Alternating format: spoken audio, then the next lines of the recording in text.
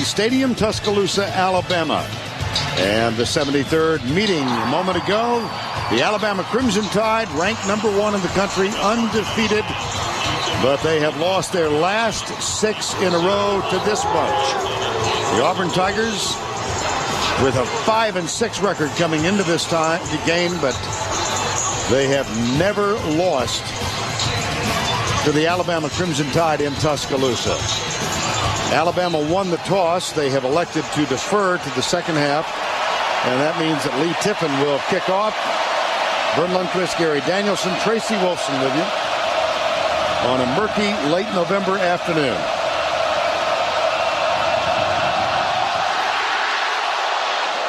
Tristan Davis, number 9, grabs it at the 4. Bounce down as he gets to the 20-yard line. Marquise Mays, number 4. Make it Mark Barron, number 4.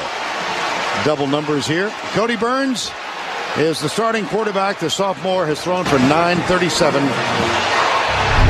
Starting lineups brought to you by Chick-fil-A. Ziemba, Green, Bosley, Berry, and Pugh up front. Rod Smith, Montez Billings and Dunn, the wideouts. McKenzie, the tight end, and Mario Fannin gets the start at tailback. First down from the 20.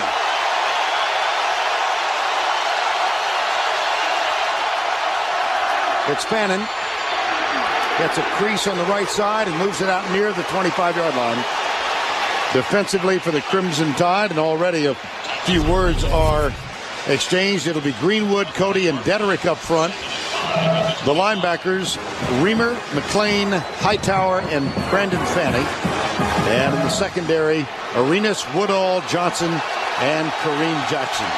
Nick Saban, second-year head coach at Tuscaloosa. 2nd and 5. Right side, Fannin. He's going to get close to the first down out near the 30-yard line before Dante Hightower makes the tackle. Well, it's interesting. Both teams here have had 2 weeks to prepare for this game. I suspect, though, that Alabama had their minds on a little bit more than just this game, where Auburn probably, they're all in this game. Already we've seen Auburn comes out with an unbalanced. First down, 10, Auburn. Tristan Davis is in at a wideout, I formation again, as they go from under center. Here's Burns, right side, mix up.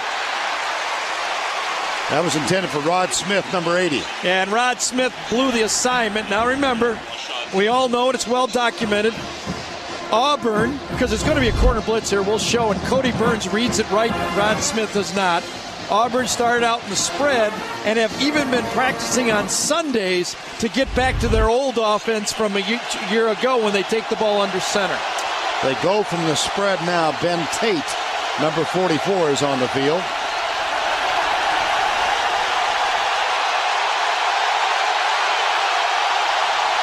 Five on the play clock. Gotta hurry. They beat it. Pitch left, Fannin.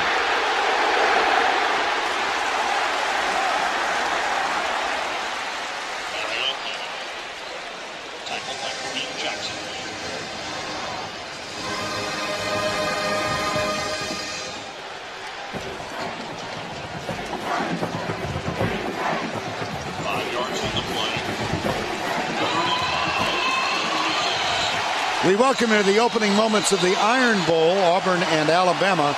This is the opening series of the game. Auburn has picked up 1 first down. They are looking at a 3rd and 5 from their own 36-yard line. Cody Burns, the quarterback, across the middle, caught for the first down. That's Robert Dunn, number 3, and Auburn has picked up its 2nd first down in the early going. That's a gain of 10, Burns to Dunn. It is a murky, not cold, but a murky November afternoon, 58 degrees, and the forecast for cloudy skies. Had heavy rain overnight and into the morning hours. This is the 73rd meeting between these two, only the 7th meeting ever in Tuscaloosa. Alabama has never defeated Auburn in its home city. First down and 10. Burns rolls out and throws it too high, incomplete, out of bounds. Vern Lundquist, Gary Danielson, Tracy Wolfson, and the Iron Bowl. Yeah, it's kind of fun to watch here at Auburn because last time we saw them against Tennessee, the game that we did, Vern, they were all spread, obviously, and now they're so much different. So as I watch these plays unfold, I'm not sure if Alabama even knows exactly what they're going to get at each snap. And Nick Saban builds his defense around tendencies. I'm not sure he has any idea early what Auburn will feature in this game. Second down 10. From the eye. Burns, draw play. Mario Fannin, who gets the start at tailback today. And he is jammed up. It'll be third down and 10. And a quick note for those of you in Alabama who joined us at the kickoff. Georgia Tech did prevail over Georgia 45-42. They put on a ground game for the ages, did Georgia Tech, in that win. Well over 200 yards rushing in the second half alone. And now Alabama has, and their stout defense, has Auburn exactly where they want them. I don't believe Alabama thinks Auburn has any chance to beat them if they have a bunch of third and longs in this game. And they're looking at 3rd and 11 here. Cody Burns, the sophomore, drops back under pressure, darts out, and throws it right. That'll be incomplete. It'll be the first 4th down of the ball game. Rod Smith, the intended receiver. If you're going to play defense for Nick Saban, you must be aggressive. He just will not allow his defensive backs to sit back and allow them to move the chains down the field. And right there, 3rd and long, aggressive defense by Johnson. On 4th down, Clinton Durst is on to punt, and the always dangerous Javier Arenas. 5 career punt returns, 4 touchdowns. That is a school record, and he's got 2 of those 5 this year. Durst, line drive, bounces at the 28-yard line, and Arenas is going to let it limp inside the 10. So a very effective punt by Clinton Durst.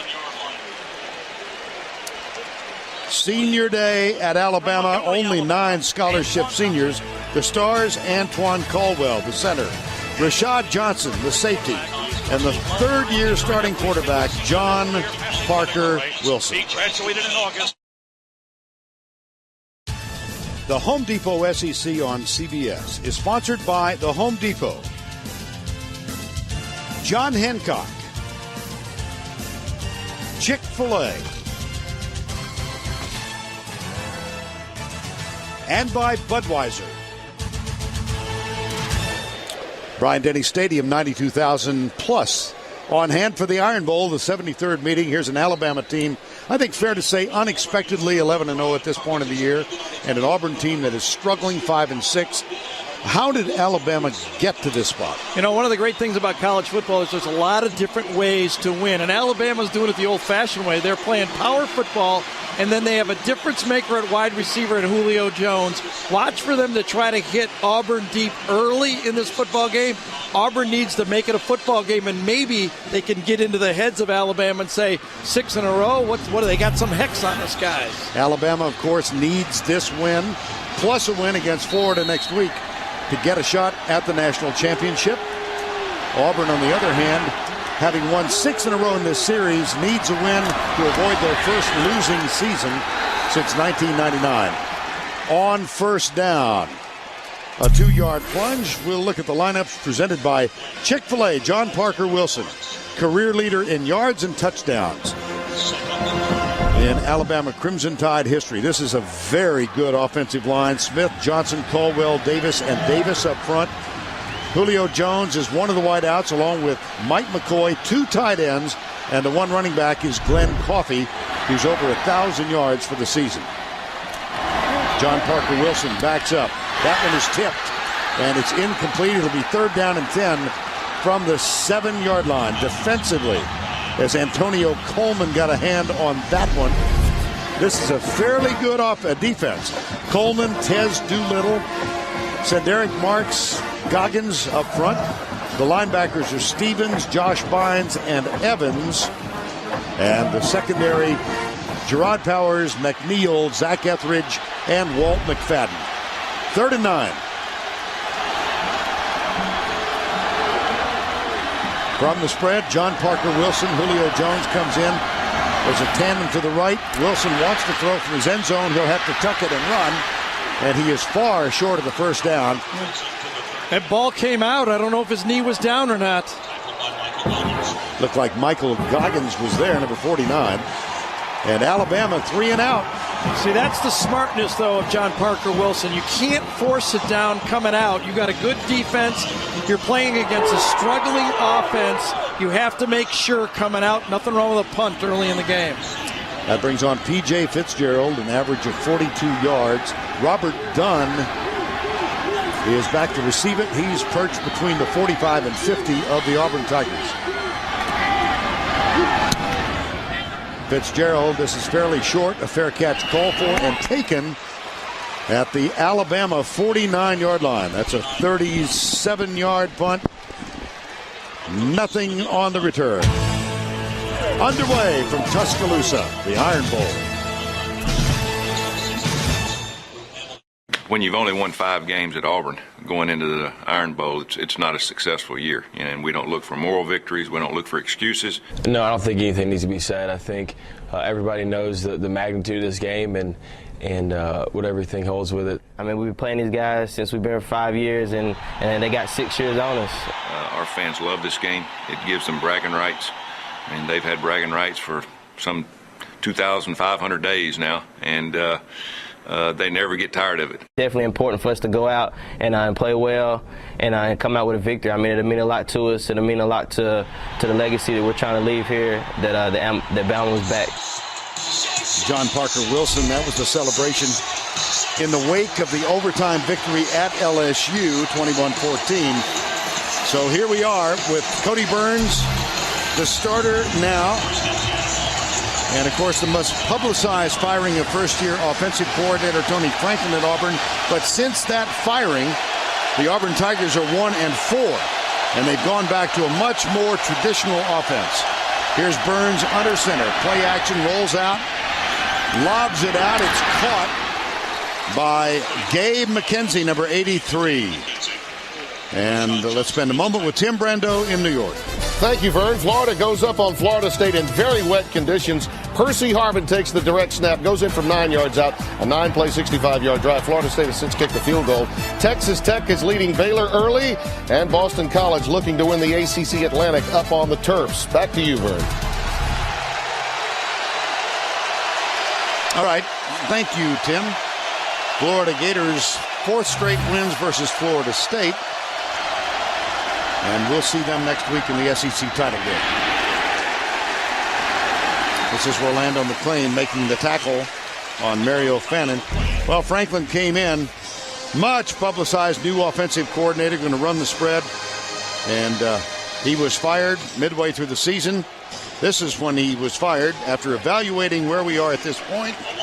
Best interest in the Auburn football program to make the change. Well, I went through something like that when I was in college. We ran the wishbone for the first 3 games, and one of the reasons it didn't work was because I wasn't a good wishbone quarterback, but we had to revert back. It's hard. Believe me, it is really hard. You have to install your offense week by week, piece by piece. Here's Burns back across the middle, dropped. See, that's that aggressiveness. You just must be aggressive if you're going to play.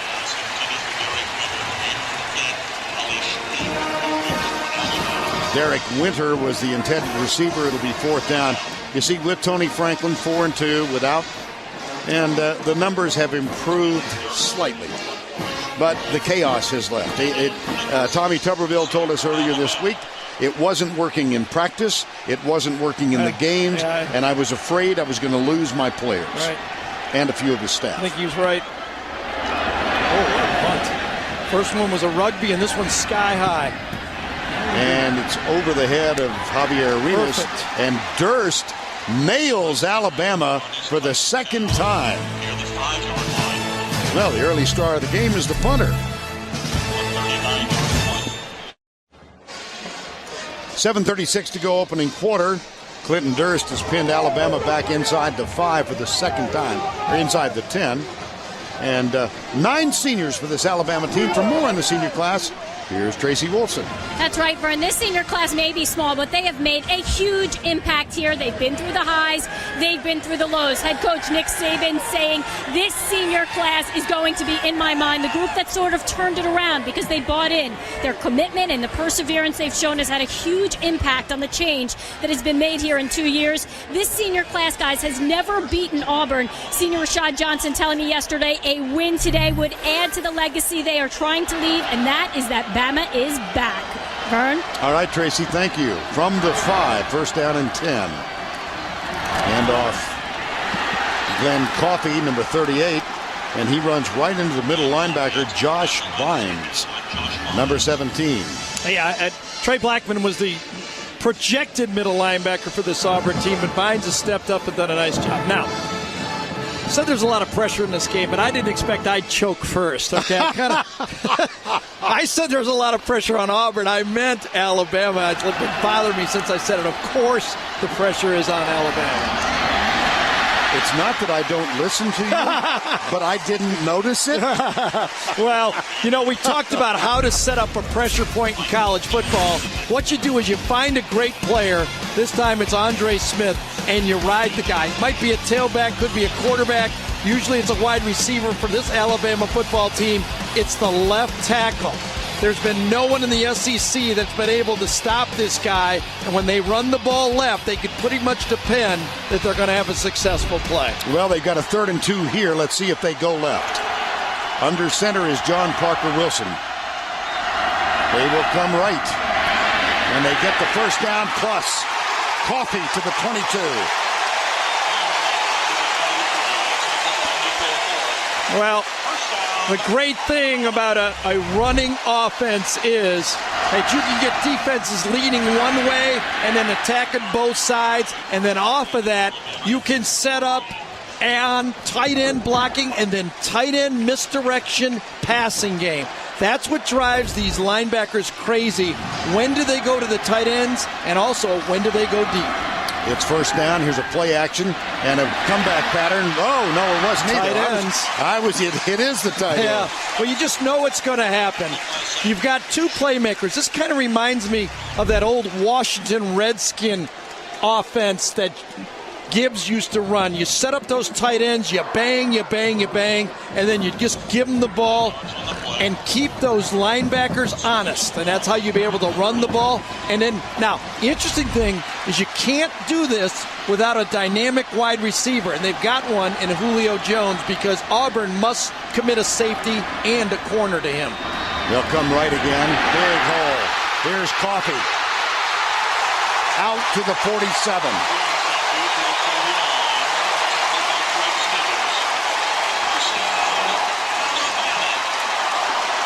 Auburn's linebackers are somewhat undersized.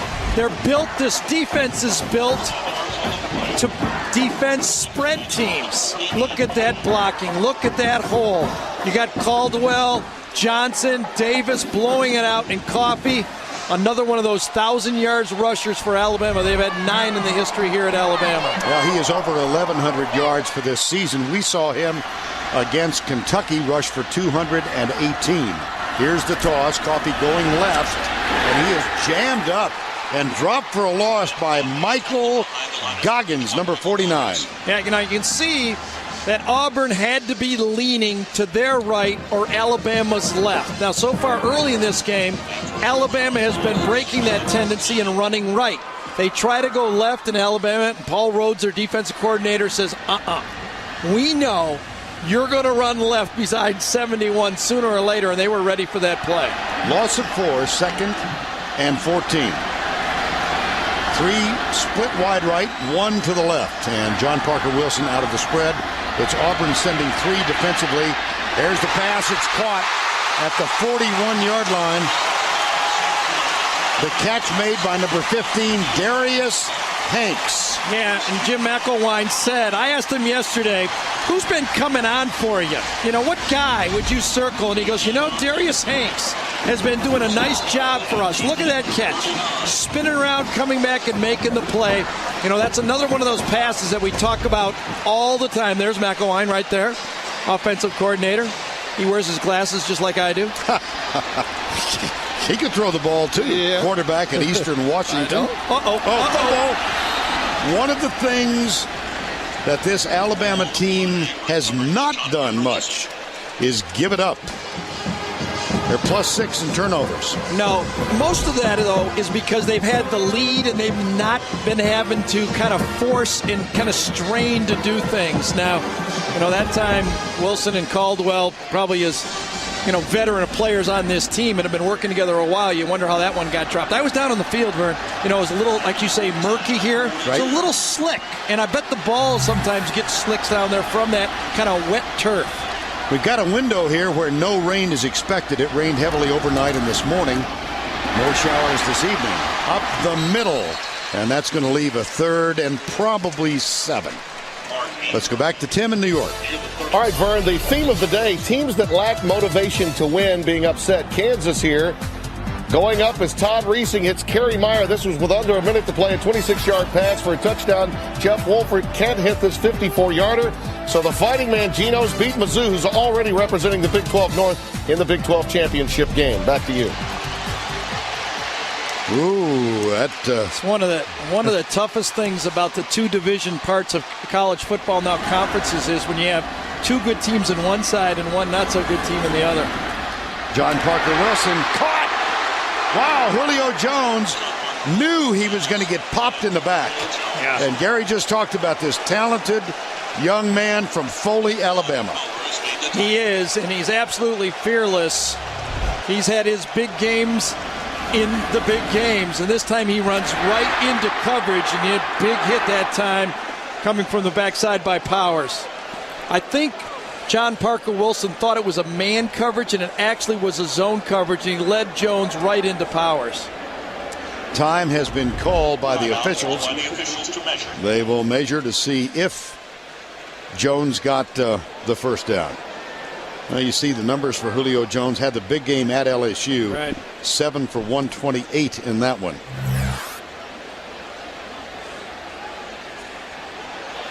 Well, smidgen.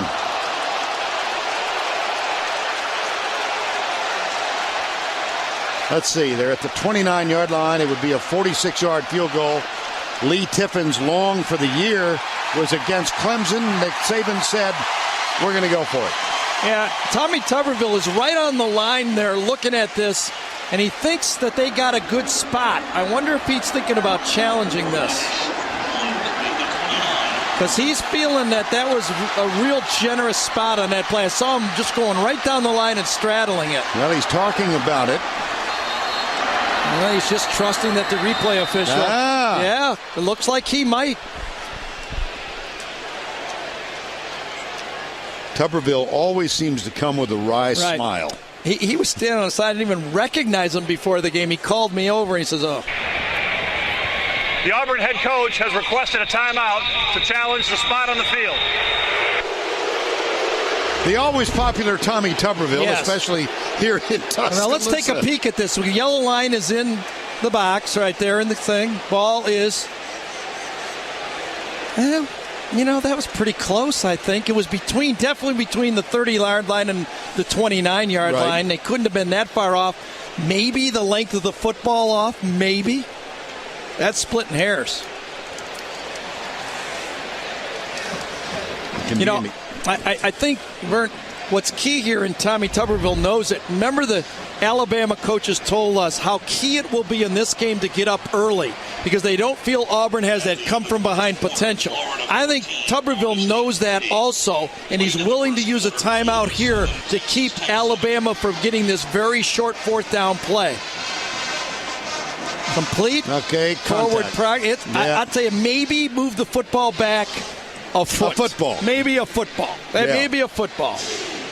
But I'm telling you, he is sensing the same thing that the Alabama coaches are sensing, is how early scorers can really play in this football game.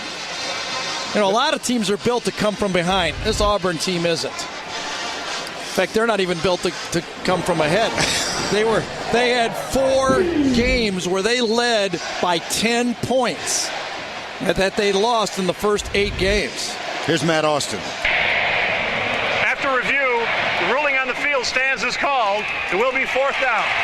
Yeah, see, that's the tough part. I mean, like I said, it's splitting hairs. It's how do you judge whether, that should go back a half a football, a half a yard? It's hard to argue. So Auburn charged with a timeout. And it will be 4th and about a foot and a half. Remember for the replay official, if it's not obvious, he goes with the call on the field. James Allison is our replay official today. And after all of that, it'll be 4th and a foot for the Alabama Crimson Tide. Julio Jones goes wide to the left.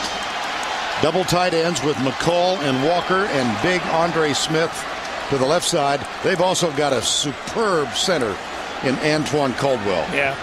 And the guards aren't bad. No, they're come on. It's Alabama, and they run the ball well, and they've had a lot of experience. Now, this is, in this case, it's usually been a John Parker Wilson quarterback sneak. Let's see what they do. 4 rushing touchdowns in the last 4 games for John Parker Wilson. He appears to have it.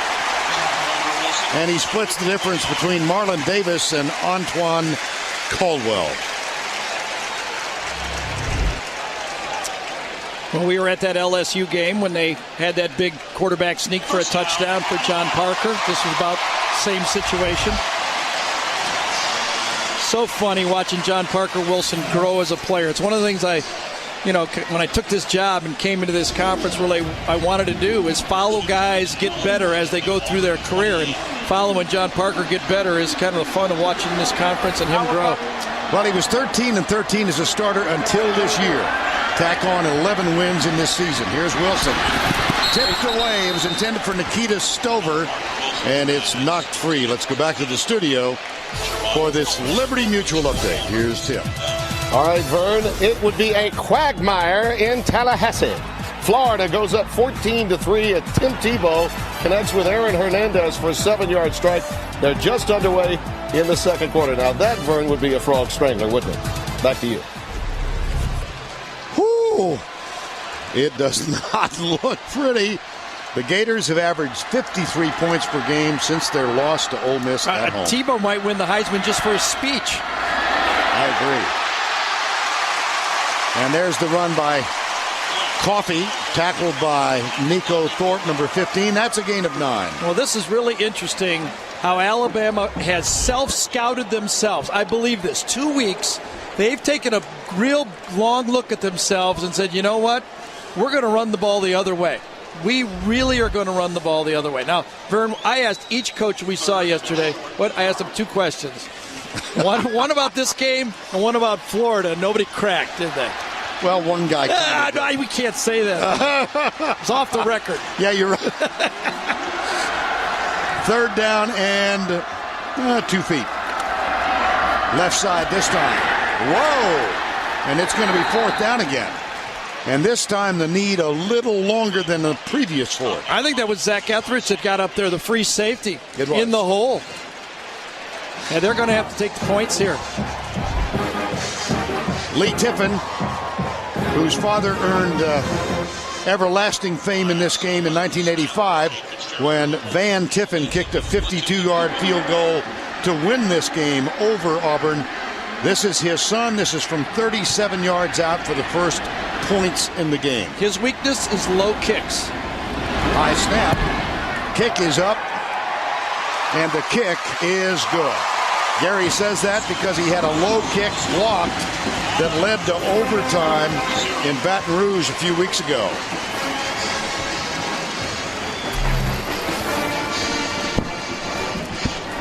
That's the end of the first. Huge drive for Alabama. They went from their own 5 and got the field goal. We'll return to Bryant-Denny Stadium after this message and a word from your local station.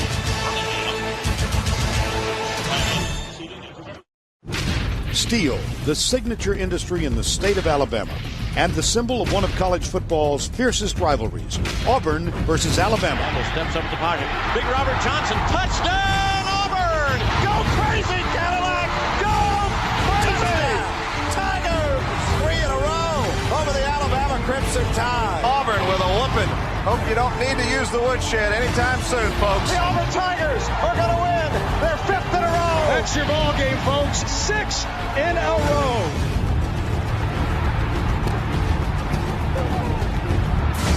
Auburn versus Alabama. This is the Iron Bowl. 73rd version of the Iron Bowl. On your left, it's Nick Saban's second year as a head coach at Alabama. Tommy Tuberville very famously held up 4 fingers and a thumb, and the index finger on his other hand indicates 6 in a row. Lee Tiffin will kick off after the 37-yard field goal. Mario Fannin and Tristan Davis are the deep men. We're underway with the start of the second quarter. This will be Tristan Davis at the 10. And that's about it. He gets out to the 20-yard line, and it'll be first down and 10 for the Auburn Tigers. And Gary, you said a while ago they don't come from behind so well, but they really don't come from ahead. They won't have to worry about that. Well, I get myself in trouble sometimes doing that stuff. You know, what's interesting to me is both teams, and I try not to go with the obvious, but sometimes you got to talk about turnovers. Nobody wants them, but I think they come at it from both ends. Alabama believes they can't lose this game unless they help Auburn, and Auburn knows if they beat themselves with turnovers, they have no chance. They scored at the end of an 11-play, 76-yard drive. And here is Cody Burns, play action. Back to throw, looks deep left side. Double coverage, Rashad Johnson comes over to help Kareem Jackson. And the senior from Sulligent, Alabama, who has 5 interceptions, almost got number 6. Number one job of a quarterback when you play against Alabama is controlling the safeties. There's Rashad Johnson. Everyone that plays against Alabama must know where the 2 safeties are. They play very deep. They remind me of the way Reggie Nelson had an impact on Florida 2 years ago when he played safety for him. They get to almost every ball that's thrown more than 25 yards downfield. Second down and 10. Here's the toss. And Ben Tate, number 44, tries to around and is out near the 30-yard line. Rashad Johnson, a one-time walk-on from Sulligent, Alabama, had a career game against LSU with 3 interceptions. He does, and we were talking to Nick about what he looks for in defensive backs, and he said tackling number 1 and ball skills number 2. Look at the ball skills that Rashad Johnson has. He says, I want my defensive backs being in position and then not be able to find the ball. It kills you, those big chunk plays. His alma mater, the Sulligent Blue Devils, won their playoff game last night. Oh, you're ready. Oh, yeah. They beat Clay County. Here's Fannin out to the left. Tries to avoid the contact and the tackle, and he picks up a first down out near the 41-yard line. Dante Hightower, number 30. This is a big Sulligent and Leroy for the championship. You got it. A big-time play here by Cody Burns. He's growing as a quarterback. You know, first time just 3 or 4 games ago, he even played the full game, and now he's growing into an offense. It's his 3rd offense in 2 years, and you can see his potential. I'm sure Alabama's worried about him running, so anytime he completes a pass, it's a huge bonus. Now for the season, he's hitting 55%. Started the season behind Chris Todd, a junior college transfer. Todd had shoulder problems and was very ineffective. Here's Burns on 1st and 10. Handoff. Tate. Cody Burns out of Fort Smith, Arkansas. Well, it looked like the spread was made for Cody Burns. Everybody, all the Auburn fans said, oh, this is going to be great. The way he runs and throws. We bring in Franklin. We run the spread. We're going to look like all these other teams we see on TV on Saturday night scoring all these points. Too much of a culture shock. Did not work for Auburn. They had to go back. See how his numbers have improved in the last 3 games. It's 2nd down and 7 out of the spread. Alabama shows blitz. They come. That's Cody Burns, and it'll be 3rd down. See, Alabama is playing this formation. Anytime Auburn goes shotgun near, they call shotgun near, you got the back with the tight end, okay? Alabama's going to sell out to the run. They do not believe. They got to stop the run first. You can see Rashad Johnson up there. The safety's up and on the play.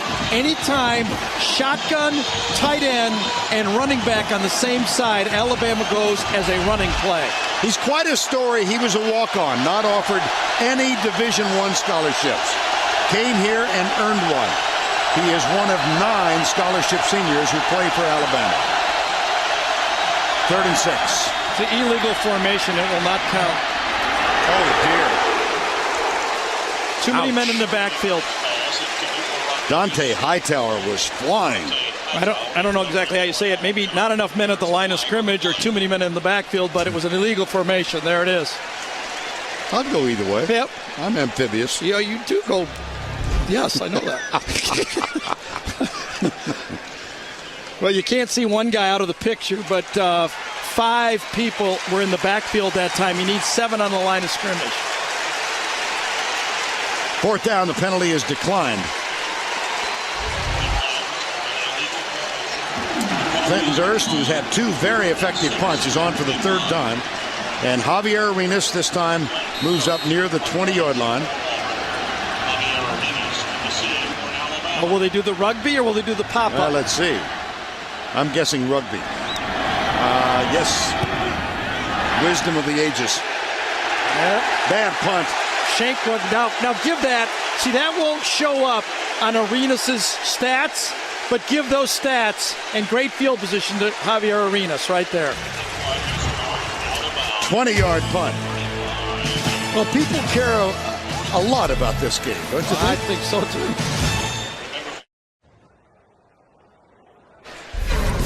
Log on to CBSSports.com for the latest news and expert analysis leading up to the SEC Championship game. We've got every angle covered, including a live stream of the game itself. It's all exclusively at CBSSports.com. While we were away. Whoa. Clear cream on the official there. And that's Bobby Morrow. And watch Tommy Tuberville. Oh, yeah, he's working him, isn't he? Tommy keeps it in perspective. But when you're 5 and 6, there's no perspective from Auburn fans, is it? Alabama's got to feel great. They only got 3 points, but their drive started on the 7 and the 4. And here's John Parker Wilson on 1st down. Across the middle, flags are down. This could be illegal contact, holding, pass interference, all kinds of options here. Yeah. Chris Evans, number 59, was in the neighborhood. Well, it looked like they had a delay route going that time. Chris Evans had man-to-man coverage, and he looked like he grabbed him.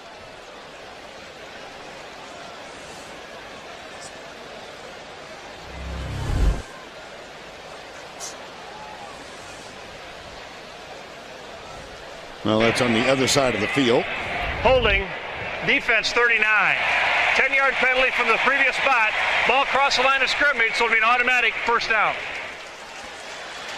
That was a shot of Brad Smelly, the other tight end on the play. And, we talked about the 2 tight ends, but Smelly comes in as a kind of a passing tight end, just a true freshman, has worked his way into this lineup.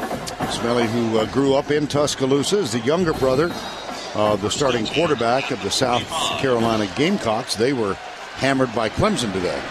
Paul Rhodes, defensive coordinator, says nobody throws the ball deeper more than Alabama. When will they go deep to Julio Jones? Not this time. That's the handoff to Mark Ingram. I was a little surprised when he said he thought John Parker Wilson threw it greater vertically than Matthew Stafford.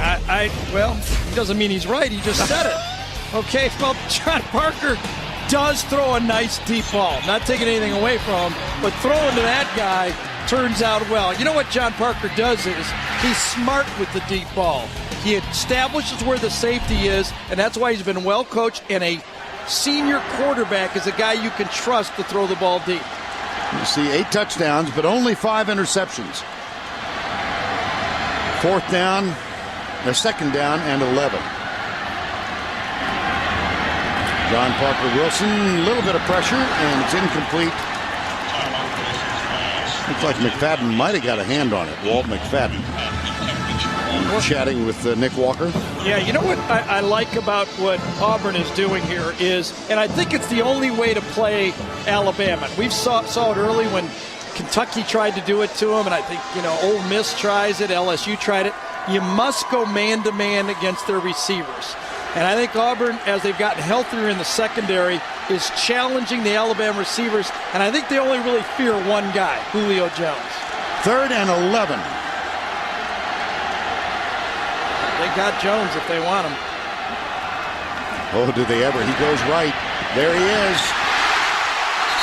Wow, the defender playing way off of him. Get that. Yeah. Didn't get that one at all. They had him.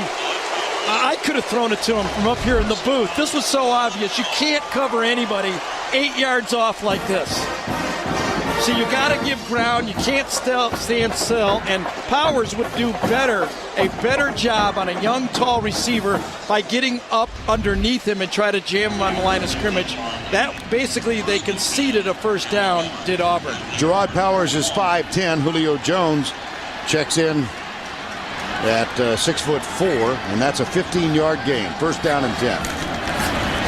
Hand off, Coffee. Nice move.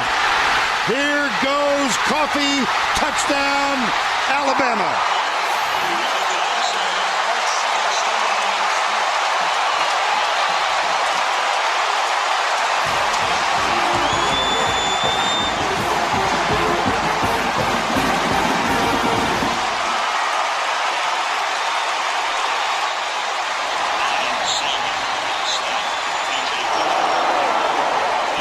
Yards as he scampers down the sidelines and in for 6. And Lee Tippin is on for the extra point. Ryan Selman snaps it back, and out of P.J. Fitzgerald hold. Alabama goes up 10-zip. Well, I'll tell you, tight ends right there. Let me put him in linebacker. Chris Evans, watch number 59 get caught up in the trash. Right there, Evans gets caught up. He takes a poor angle, get to the corner, and then Etheridge gets caught up with a bad angle. You get your linebacker and your safety in a bad angle. That's worth 7 points. That's bad defense for Auburn, and Alabama's got it going again. CBS. 10-0, 10:28 to go before the first half break. It was Glenn Coffey's 41-yard run. Young man who has really had a breakout season. Very religious young guy. And over 1,100 yards now in this 2008 season. Here's the kick, and it's taken by Mario Fannin.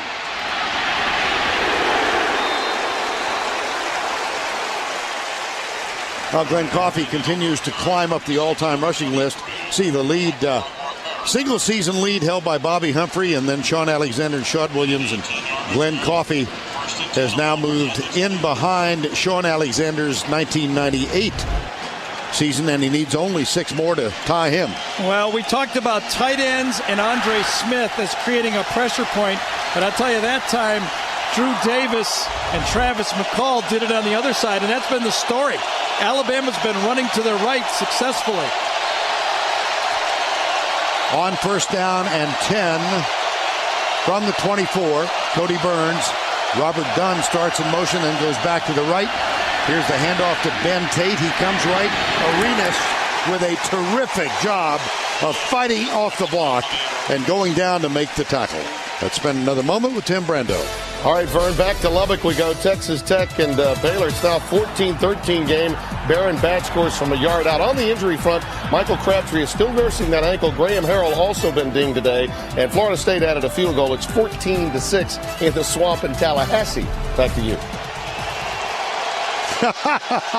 Yeah, it looked that way, didn't it? Like Gainesville West.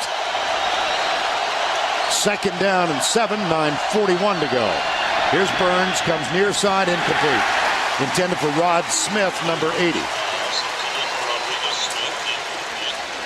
This is not looking good if you're from Tommy Tuberville's perspective or an Auburn fan.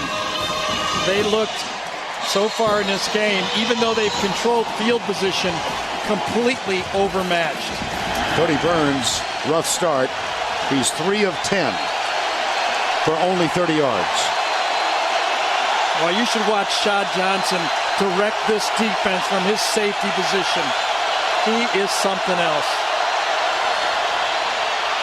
Burns nailed.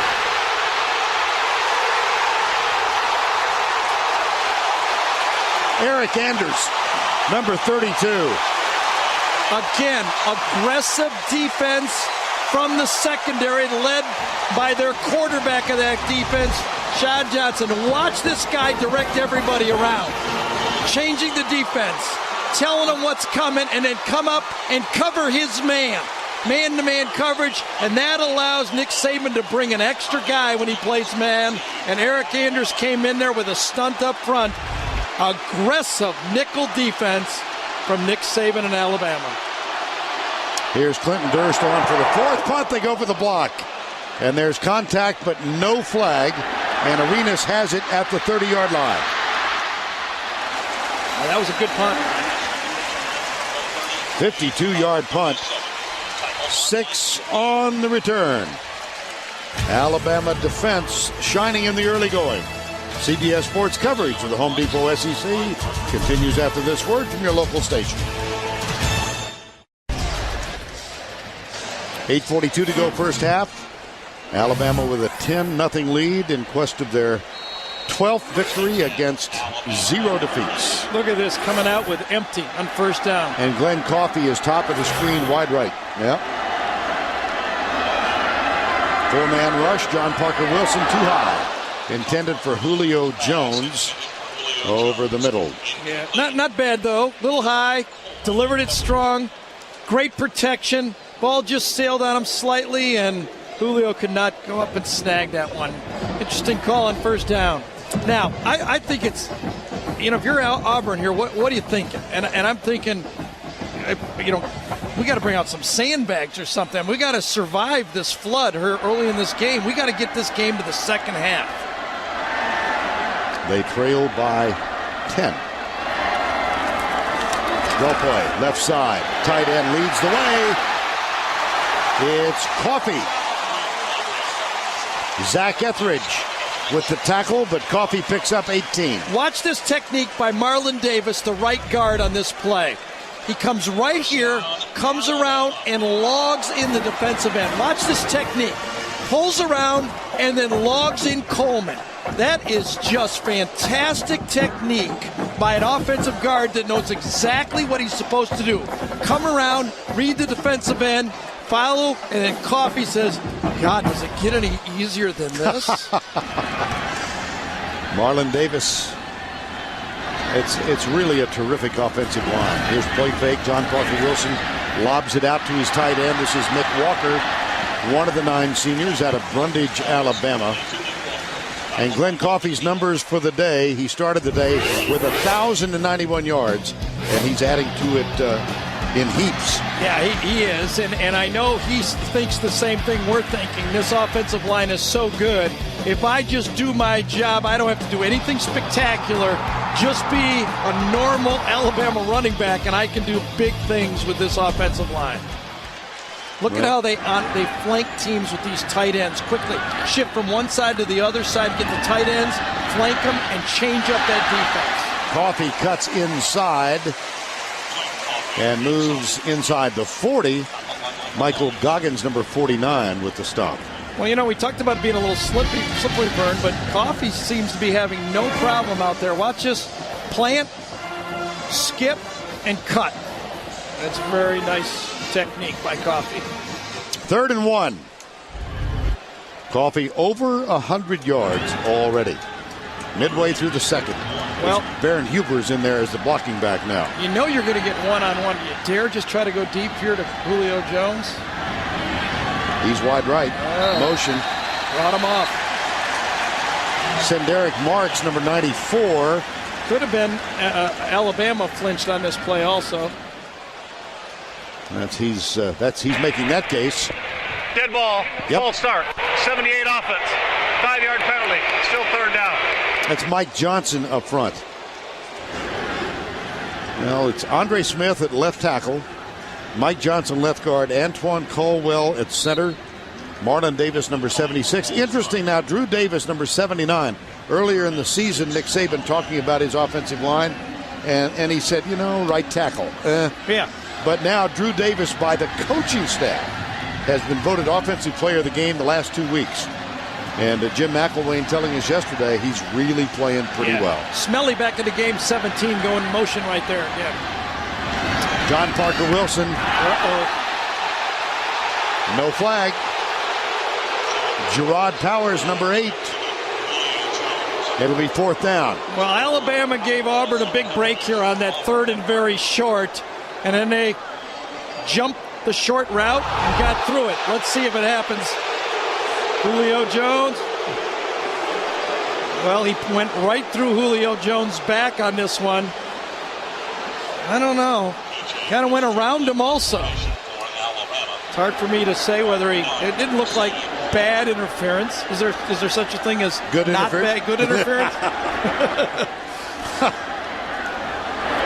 On 4th down, P.J. Fitzgerald comes to the near side. It's taken at the 11. Yes, he slipped. Yeah, sure was. The top of the grass is slick. When you play it, you're okay, but you can see a couple slips there. So time taken with 6:09 to go first half. It's 10-zip Alabama. Tommy Tuberville's in his 10th season at Auburn, 14th year as a head coach. We asked him if he was on the spot. Take a look at his highs and lows in his career. SEC championship in his 2nd season.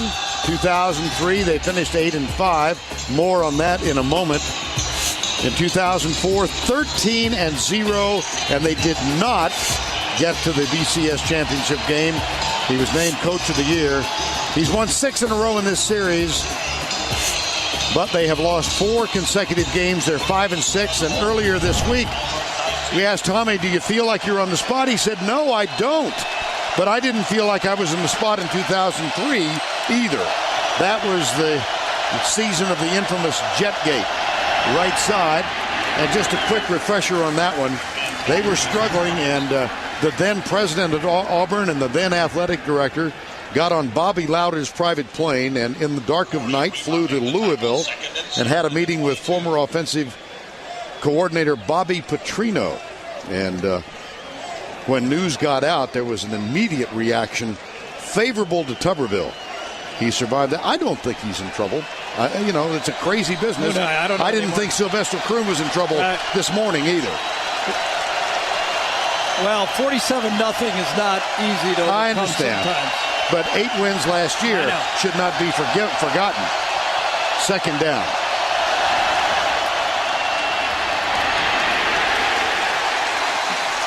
Now, Sylvester Croom, if you did not hear, resigned as the head coach at Mississippi State. Announced this morning, 21-38, and they got into the bowl last year with 8 wins, but they were hammered. Matter of fact, one of the lowlights for Tony Franklin as the offensive coordinator for Auburn was an earlier season game. The final was 3-2. 3-2. I actually believe this is the critical point in the game for Auburn. Remember, Alabama gets the ball to start the 2nd half. They've got to take some time off the clock. Alabama could get it 2 straight times and blow this game open. 3rd and 7, blitz coming. Burns back. Incomplete. It was across the middle. Intended for Montez Billings, number 84. And a little high, so the Crimson Tide's going to get it back with 4.5 to go. I thought this was absolutely imperative that Auburn find a way. As you see the crossing route, this isn't even really close. This ball is thrown too hard, too high, and a little bit behind.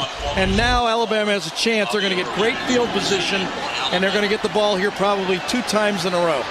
5th punt already for Clinton Durst and the Auburn Tigers. Here's the rugby kick again.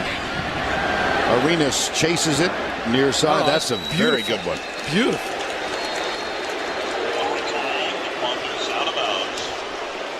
46-yard punt for Durst. 4:25 to go first half. Alabama by 10.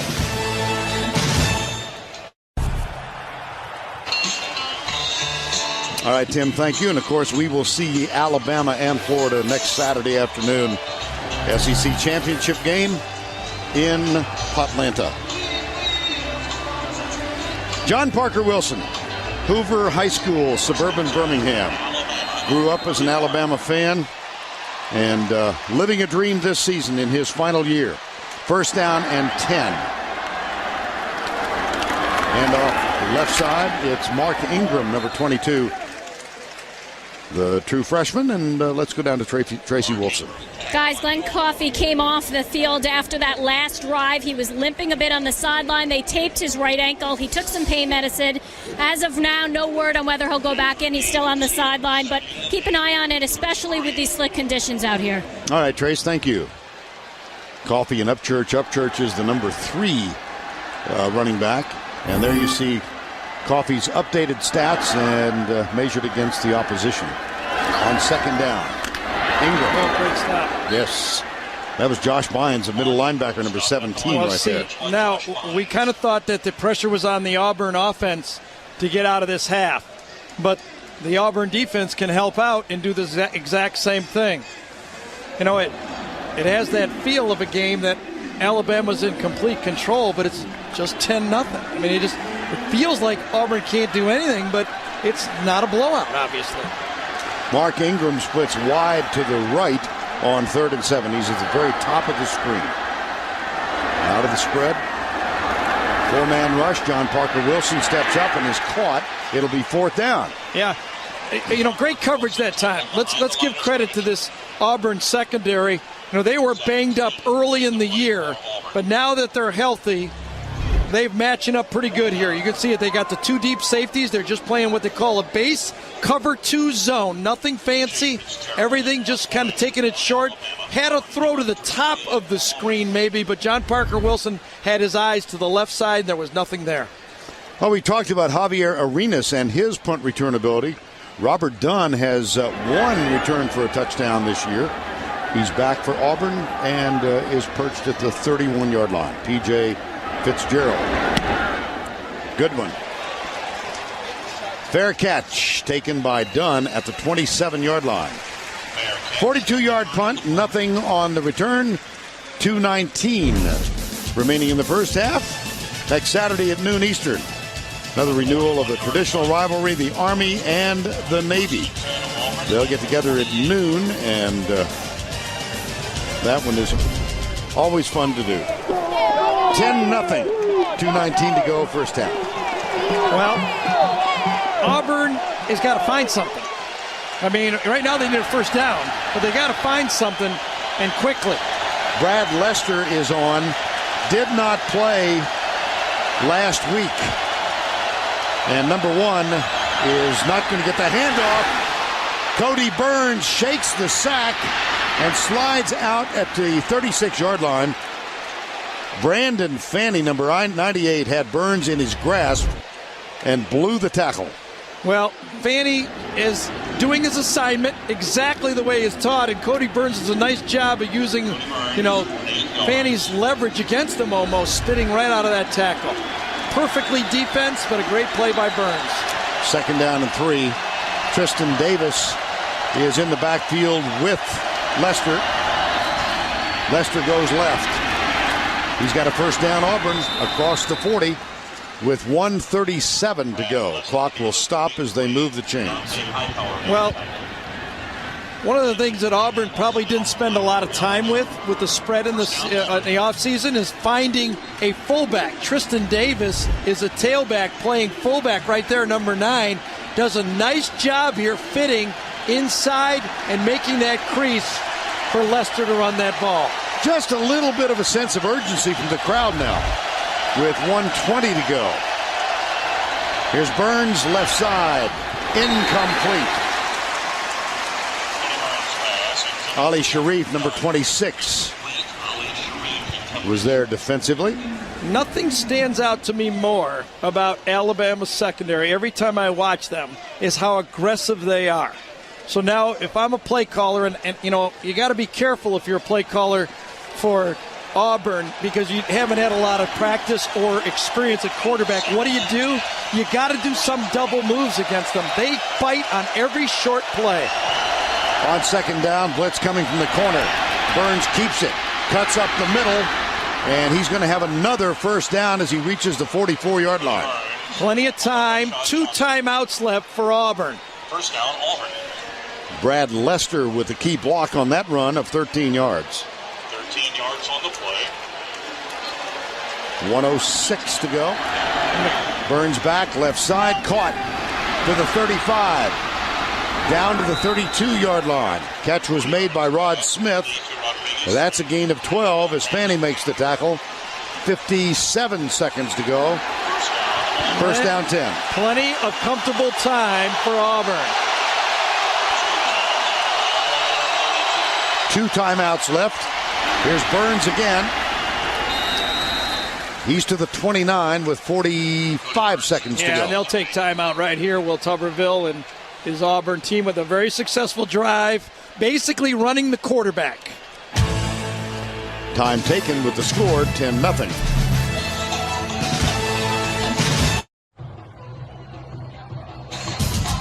"44 seconds away from the Geico halftime report.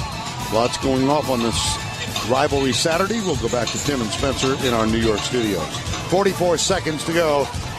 The Auburn Tigers, look at this. Inside the 20-yard line, they are dead last of 119 teams in Division I. Yeah, I know they're not there yet, but it just shows you when you start to call plays for Auburn what you're thinking. How do you get in there and score a touchdown? They also will use a new field goal kicker today who's never tried a field goal in a game this year. There's the pass, and it'll be third down at the 24-yard line. They have decided to leave Wes Byram on the bench. Now, I'm told he's injured somewhat, but he's also 11 for 19 for the year. So if and when they get an opportunity, it's going to be a fellow named Morgan Hull, walk-on sophomore. On third down, Burns with the draw play. Now then, 14 seconds to go. That completed pass really took the strategy away from Auburn. They didn't want to blow their last time out, but it was third and short, and they knew they had to run the ball. So now they had to take a timeout for the field goal. 5 seconds to go. So when we come back, you'll meet Morgan Hull. Number 37 is a walk-on sophomore from Decatur, Alabama. His name is Morgan Hull. No pressure on this kick. He's not attempted a field goal at Auburn in 2 years. His first try will come from 40 in the Iron Bowl. He might make a memory with this one. 40-yard attempt. Clayton Crowfoot is the holder, and Robert Shiver will snap it back.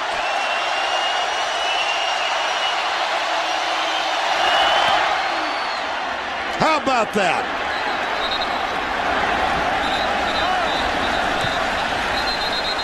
Dick Saban took a timeout to freeze the kicker. I wondered. It looked like it was perfect. I never saw any signal from the officials. Yep, that's exactly why they stopped the guy. I just hate that rule. I do too. Just hate it. I'll be darned. He's waiting. He's waiting. Last second timeout, and that's why the officials under the bars did not signal good field goal.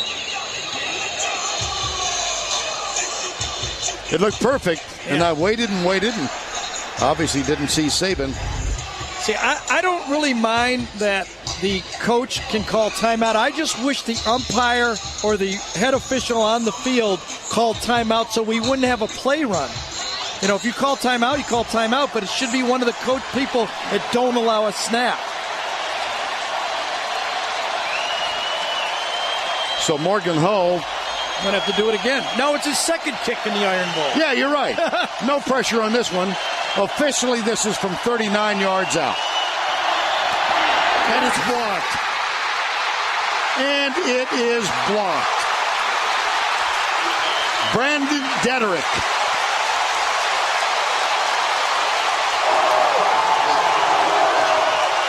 Well, chalk that one up to Nick Saban. Yep. Couldn't have worked out any better if you're Alabama. Find a way to make a play. And Dederick looks like he makes a play. Number 95, Bobby Greenwood's also up in the neighborhood. Yep, it was 95. Let's go down to Tracy Wilson with Tommy Tuberville. Coach, it looked like you may have found something offensively on that final drive, and then the block kick. What happened there? Well, we've had about 3 drops. That's been our problem. You know, if you can't throw and catch, you can't play against a good defense. That gets them off the running game. We can get our running game go a little bit, but we got to catch the ball when we throw it. And we caught it on that last drive. Speaking of the running game, Alabama having no trouble running the ball. How do you slow them down? Well, you just got to tackle. There's a couple times we missed tackles. Then they got the outside on us on the one long run. We'll be fine. We played well enough on defense to win the first half. We just didn't do anything on offense. Thanks, Coach. All right, Tracy, thank you. Brandon Dederick got a hand on the field goal attempt after Nick Saban called timeout to ice him. Let's go back to Tim and Spencer in New York.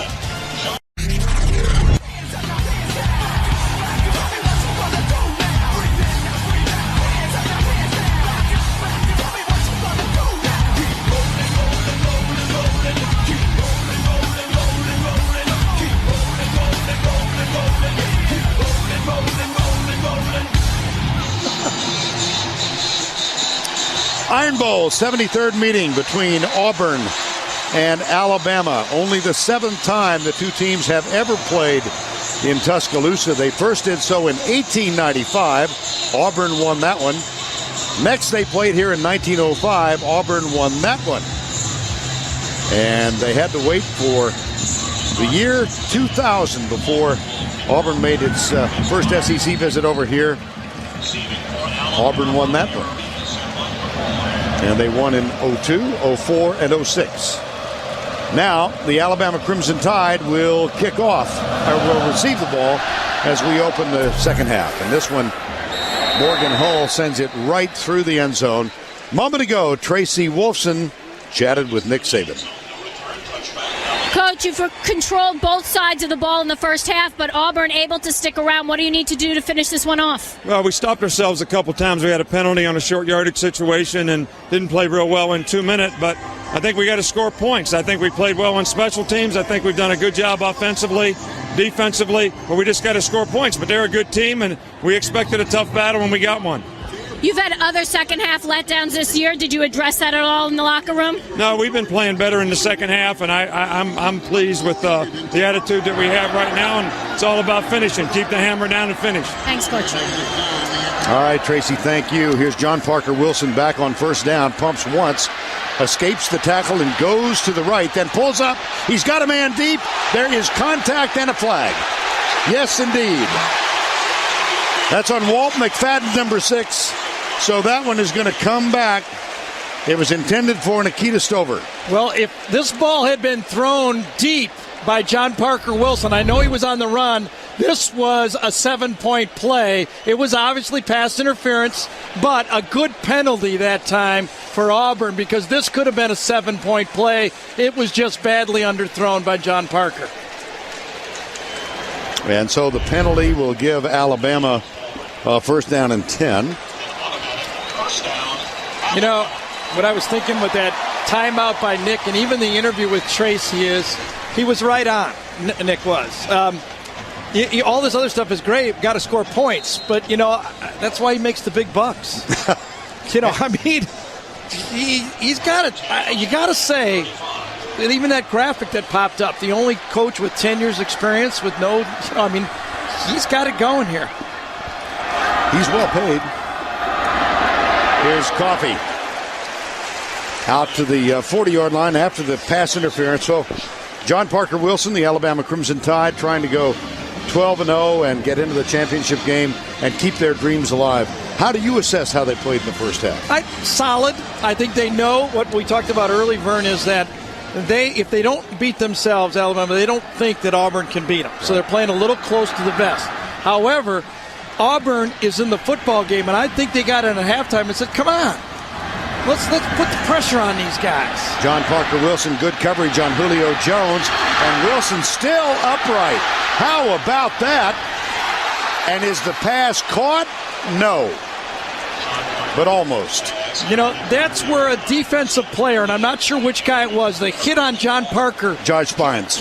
Bynes didn't want to get a roughing the passer call. He thought the ball was thrown, so he pulled off. Now watch Bynes. Hits him, and he says, oh, I don't want to get it. He thought the ball was away, and he didn't grab the quarterback.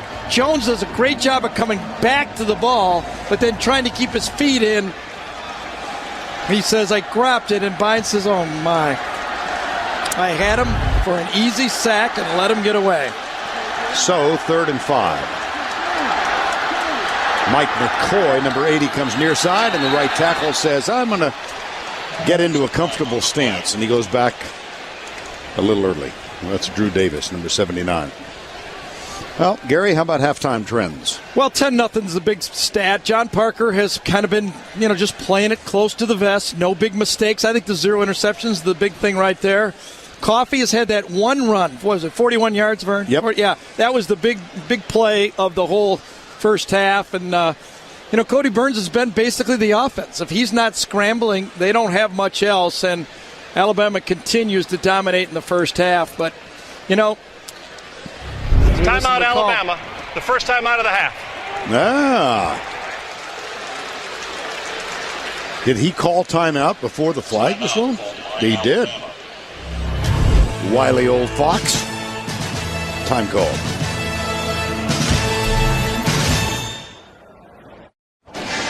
Florida leading at Florida State in what Tim Brando referred to as a quagmire. Georgia loses today to Georgia Tech. South Carolina loses today to Clemson. Alabama leading here. Ole Miss a big win yesterday. Next week we look forward to the SEC championship game. It'll be Florida against Alabama. Just a little bit on the line between those two teams. That's next Saturday afternoon on CBS. I think one thing we should talk about is it has been a disappointing year for the SEC in non-conference games. True. It has kind of not been what the SEC thought or the pride they have in the conference, and you could trace it all back to lack of quarterback play until today. I mean, look at Georgia Tech taking on Georgia. I mean, you just have to be honest here and say that this league does not have the excellence they had the last couple of years that I watched. It's third down now after the timeout. 3rd and 5. John Parker Wilson in the shotgun formation. 5-man rush. John Parker Wilson goes right. It's almost intercepted. Oh, man. Holy cow. John Parker Wilson's pass. Gerard Powers should have had it. Yeah, it's called ball skills. Not a very good route by Julio Jones. Watch when he makes his break, how he fades upfield. Julio, instead of going straight, kind of curves it, and Gerard Powers goes right underneath. Watch this. Comes up. Instead of a straight break, he kind of fades 4 or 5 yards deep, and Powers should have easily ate that one up. John Parker Wilson has thrown only 5 interceptions in the first 11 games. He got away with that one. Here's P.J. Fitzgerald. Robert Dunn is deep, and he'll have a chance to return this from the 20. Starts left and comes right, looks for a wall, and tripped up as he crosses the 27-yard line. Tackle made by Ali Sharif, number 26. Robert Dunn has returned 1 this year for a touchdown. A nice return of 10 yards here. Time call. The Home Depot SEC on CBS is sponsored by Dr. Pepper, Mercedes-Benz, Sonic, and by Allstate. Iron Bowl, they often refer to families as being a house divided. There's Kevin Steele, defensive coordinator at Alabama. His daughter, Caroline, is a freshman studying interior design. She's in the middle. At Auburn, that's Linda Steele, mom on the right. And to the left, Jeff, Kevin's brother, associate director of athletics at Auburn. That was a tough Thanksgiving dinner. Here's Brad Lester coming right and skips out of bounds with a nice run to the 40-yard line. Let's go back to Tim in New York. All right, Vern, that Oklahoma game with Oklahoma State may not mean much if Baylor goes on to beat Texas Tech. They're up 28-14 now as Jacoby Jones goes in. A Baylor win, and Texas is the Big 12 South champion. Now, Graham Harrell has 2 fingers taped, not his throwing hand, but he's hurt. No Michael Crabtree, at least for now, in the second half. Back to you. Oh, my goodness. Wow. Second down. Football. Ball is loose. Kareem Jackson forced the hit. Alabama has the football. Rolando McCain, number 25, with the recovery. Well, we haven't talked much about Terrence Cody on the inside, but Kareem Jackson comes in and slams this play. Watch him make the play. Cody stuffs it. Jackson actually didn't even cause it. Lester saw him coming and bobbled the ball. Look at this. He saw Kareem Jackson coming, didn't secure the ball. Kind of an unforced error, but I think aggressive defense from Alabama. And so that is the first turnover of the ball game, and it gives Alabama a first down at the 39-yard line. See the graphic. Auburn has turned it over 11 times with fumbles. Here's John Parker Wilson. He's got a man at the 10. Nikita Stover. It's senior to senior.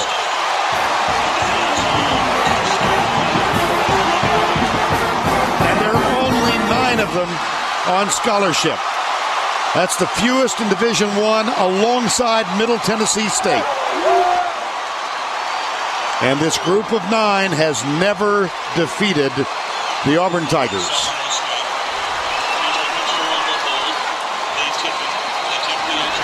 Lee Tiffin for the extra point.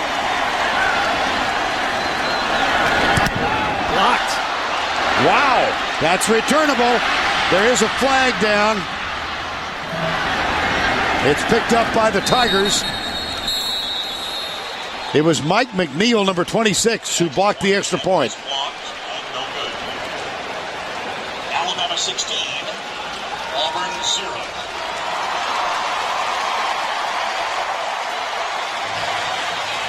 0. Nikita Stover's first touchdown of the year. I think this was an improvisation by Nikita Stover. I think he improvised this route all the way. It was supposed to be a comeback. But when he gets a bite from McFadden, he just says, oh, well, I'll go deep. John Parker Wilson finds him and throws the ball. That was not a design play. It was supposed to be a comeback, and John Parker finds it, and that turnover led to 7 points. John Parker Wilson's 9th touchdown pass. Nikita Stover's first touchdown catch ever. Senior quarterback John Parker Wilson has just thrown his first touchdown pass in the last 4.5 games. And he finds fellow senior Nikita Stover. That's the longest streak without a TD in his career. I don't know if there's any other sport, maybe a pitcher in baseball. Anything's more valuable than a senior quarterback in college football. John Parker Wilson has gone through the trials of 2 years, and now he's been trained to be a winning quarterback in 2008. Tommy Tuberville told us, talent-wise, the two teams are fairly even. He said the big difference is, give me their quarterback, and I'd go after. Well, yeah, there's a lot of teams in this league who like one of the 4 quarterbacks that really play football in this league this year. Here's the kickoff, and it's taken by Tristan Davis, number 9. Goes left, and he is knocked out of bounds up near the 35. Well, it's a murky night, kind of duck-like weather. Guess who? Time now for the Aflac trivia question. Which coach has the best winning percentage in the Iron Bowl? You have to have a minimum of 3 games, and I will tell you this, it is not former Alabama coach Ears Whitworth. I'm just a student of history. It's first down and 10. Ears Whitworth preceded Bear Bryant, by the way.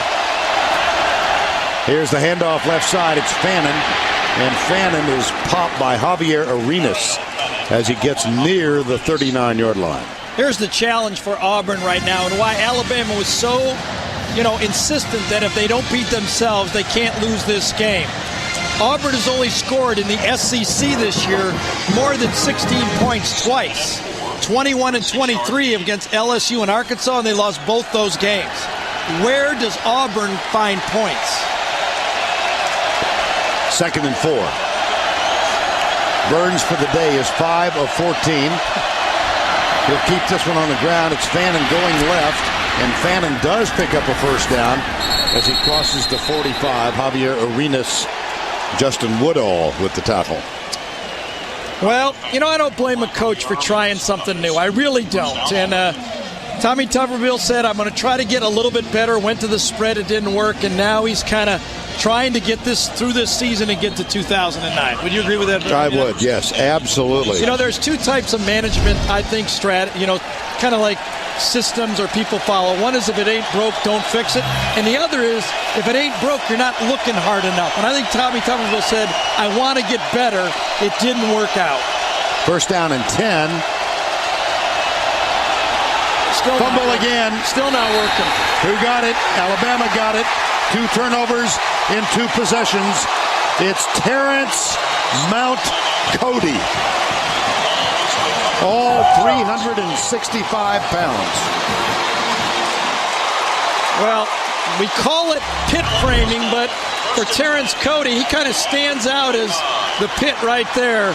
He's on Jason Bosley, and remember the quarterback-center exchange was something that Auburn did not do until they switched over. And this time, Cody and Bosley do not handle the most fundamental thing in an offense. And boy, it could get ugly real quick now. On first down at the 45, John Parker Wilson, the handoff goes to Glenn Coffey. Remember, Tracy had indicated he was injured in the first quarter, but is back on the field. Let's go back to Tim Brando in New York. All right, Vern. Boston College is now up 21-7 on Maryland after, you ready for this, Vern? Billy Flutie, Doug's nephew, on the fake field goal to Jordan McMichael. A 9-yard strike for the score. Oh, by the way, Florida's now moved up 38-9 on Florida State. 11 minutes left in the third. Plenty of time for styling for Urban Meyer. Back to you, Vern. Yeah, and he will style. He's not shy about styling. Great defense. Yep. And the ball is the runner's down at the 50-yard line. That was Derek Marks, number 94. Mark Ingram with the ball carrier. Well, final game tonight for a man who leaves a wonderful legacy if you think about the totality of his life at the University of Tennessee. 35 years as a player, assistant coach, and for the last 17 years, head coach. Coaching his final game tonight against Kentucky, Philip Fulmer, and our thanks to him for all the cooperative visits we've had over the years. Third down.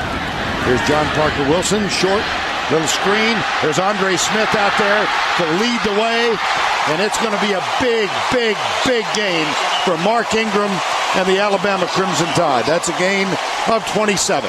There's only so long a defense can hang in a football game. When your offense is not doing things, the defense just can't believe. Now, 3rd and long, Alabama says, I don't want to make a mistake. Andre Smith just pushes him wide, but this is pretty simple right here when you got a screen, and then you just take it out, turn it around, and throw a very conservative play and make a first down by Ingram. Mark Ingram, a true freshman from Flint, Michigan. He comes, it is Ingram who's back in there. Now, Mark Ingram's father was a wide receiver at Michigan State when Nick Saban was an assistant coach at Michigan State. And Mark Ingram's dad later went on, played in the NFL for the New York Giants. And here we are years later, and Saban the head coach, and Mark Ingram, a very good player. Great lesson for all of us. Always be nice to your contacts. When you leave a job, just be nice to you. Never know when they got a son or somebody coming later, right? Don't burn fences. Don't burn any bridges. No bridges, rather. Second down. It's Ingram coming left. Now let's take a look at Home Depot's tools for success, Garrett. Well, when you've got a tendency, the best thing to do is to go against your tendency, especially after a bye week, and that's what Alabama did early in this game. They went to their right, and they had success, especially this 41-yard touchdown by Coffey. See, that's what coaches are supposed to do, if you ask me. You know, they spend all those hours there. As a player, I always used to say, give me something, coach. And that's why some of these coaches are a little, not saying Saban versus Tuberville, but some guys get it better than others, and Nick Saban gets it. On 3rd and 6, here's John Parker Wilson, right flat, dangerous pass, but it's complete. Julio Jones with a 1st and goal, Alabama. 15-yard gain. I like what you said. Dangerous pass, because this goes from one hash mark all the way across to the other hash mark, and Powers almost got to this one. Remember, he almost intercepted the last one out to the right like that. So John Parker Wilson, confident in his play, confident his receiver, just dials it out again. McElwain is having a good game calling plays. Jim McElwain. He really is. You know, he's 19-2 in his last 21 games as a coach. Fresno State a year ago. Here's a handoff left side, and it's Ingram close to the goal line. He's going to be down about a yard short. You know what number hits me right now? As Cody comes into the game, big 62. Terrence Cody did not play high school football until he was a senior in Fort Myers, Florida. Academic problems. He didn't qualify at Division I. He spent 2 years at Gulf Coast Community College in Perkinston, Mississippi. They were 12-0 a year ago. Same play they ran last time for a touchdown. Touchdown. There was nobody for Cody even to block. He could have weighed 150 on that one.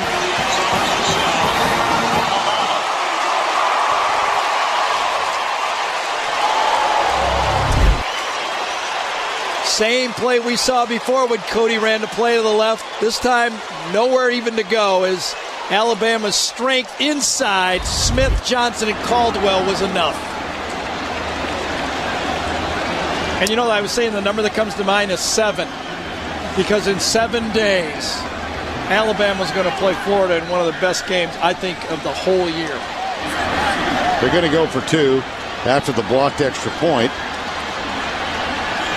Ingram is split wide right. Comes left. Tipped. Incomplete. So it'll remain 22-0. That was Walter McFadden. There are another 7 in mind, right? How about the fact that they've not defeated Auburn in Tuscaloosa? This is their 7th try. Yeah. As Cody came on the field, he got the crowd whooping up. And, you know, he's back to almost healthy. And when he's almost healthy, he gets to play on offense. And I agree with you, Vern. One of these teams after this game was going to hold up to 7. Auburn 7 in a row, or Alabama saying, Auburn, that's your 7th loss.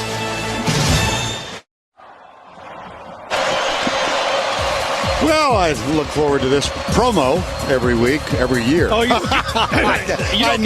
don't get to watch this either, huh? I knew I couldn't handle this. No, of course not. 30 of the most beautiful women in the world, along with special musical guest Usher for the new Victoria's Secret Fashion Show Wednesday on CBS, America's most watched. Somebody's watching it. Network. I just got a flag thrown on me. Oh, yeah.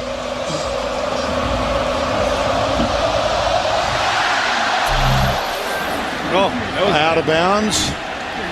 No, it did not. Mario Fannin picks it up. That, of course, was a free ball. He couldn't take the chance that it was going to be recovered by Alabama. This looked like it definitely was going to go out of bounds, and then it took a funny bounce and went the other way. Kind of like Alabama's season this year, if you ask me. 6-6 a year ago, and all of a sudden, who would have thunk Alabama one game away for playing with the national championship in an undefeated season? You know, there are a lot of folks who remember the 92 national championship team. Right. Do you see similarities? They had Jay Barker, didn't throw it a lot. It was defense. I'm having trouble remembering last week's game, 1992. Gotcha. Well, yes, there is. Good defense. Right. Quarterback that doesn't make a lot of mistakes. And they got a roll going, and they're playing solid football, making teams beat them. Okay, on a murky evening in late November, here's the duck. Which coach has the best winning percentage in the Iron Bowl? All of you who said Paul Bear Bryant, step to the rear. Tommy Tuberville, a 7-2 record, including, of course, the last 6 in a row. Yeah, well, that's coming into today. Bear may be gaining on him. Right? Yes. Bear just keeps winning. 2nd down and 9. Play fake by Cody Burns. Steps up. Nobody open. And he is caught and dropped. It'll be 3rd and long. Luther Davis, number 96. Well, you know what? Very prescient of you. If Tuberville loses this game, Bear does go back on top. Well, that reminds us of that story. I think Mel Moore told us about Bear Bryant when he bought that meat packing company, and then the Pope decided that Catholics could eat meat on Friday, and the headline in the Birmingham paper was, Bear wins again. So Bear wins again. It's amazing what a presence he still has around here. On 3rd down, Burns deep. He's got man coverage, and that one's incomplete. It'll be 4th down. It was intended for Derek Winter. Well, the athletic director, that's his daughter Heather to the left. And Mal Moore, the athletic director, played here for Bear in the early 60s. And what a season he's had, and how richly he deserves a lot of credit here. Absolutely. Well, I mean, he had to come back with Bear Bryant. Excuse me. He got the next best thing, Nick Saban. He had to come back with him, and he did. He's a longtime football coach, too. Coached with Gene Stallings, who won that national championship. And, it's almost blocked. And Durst hobbling a little bit. Here's Arenas. Out to the 50. Courtney Harden makes the tackle, a 46-yard punt. Take a look at the near block. Here's Durst.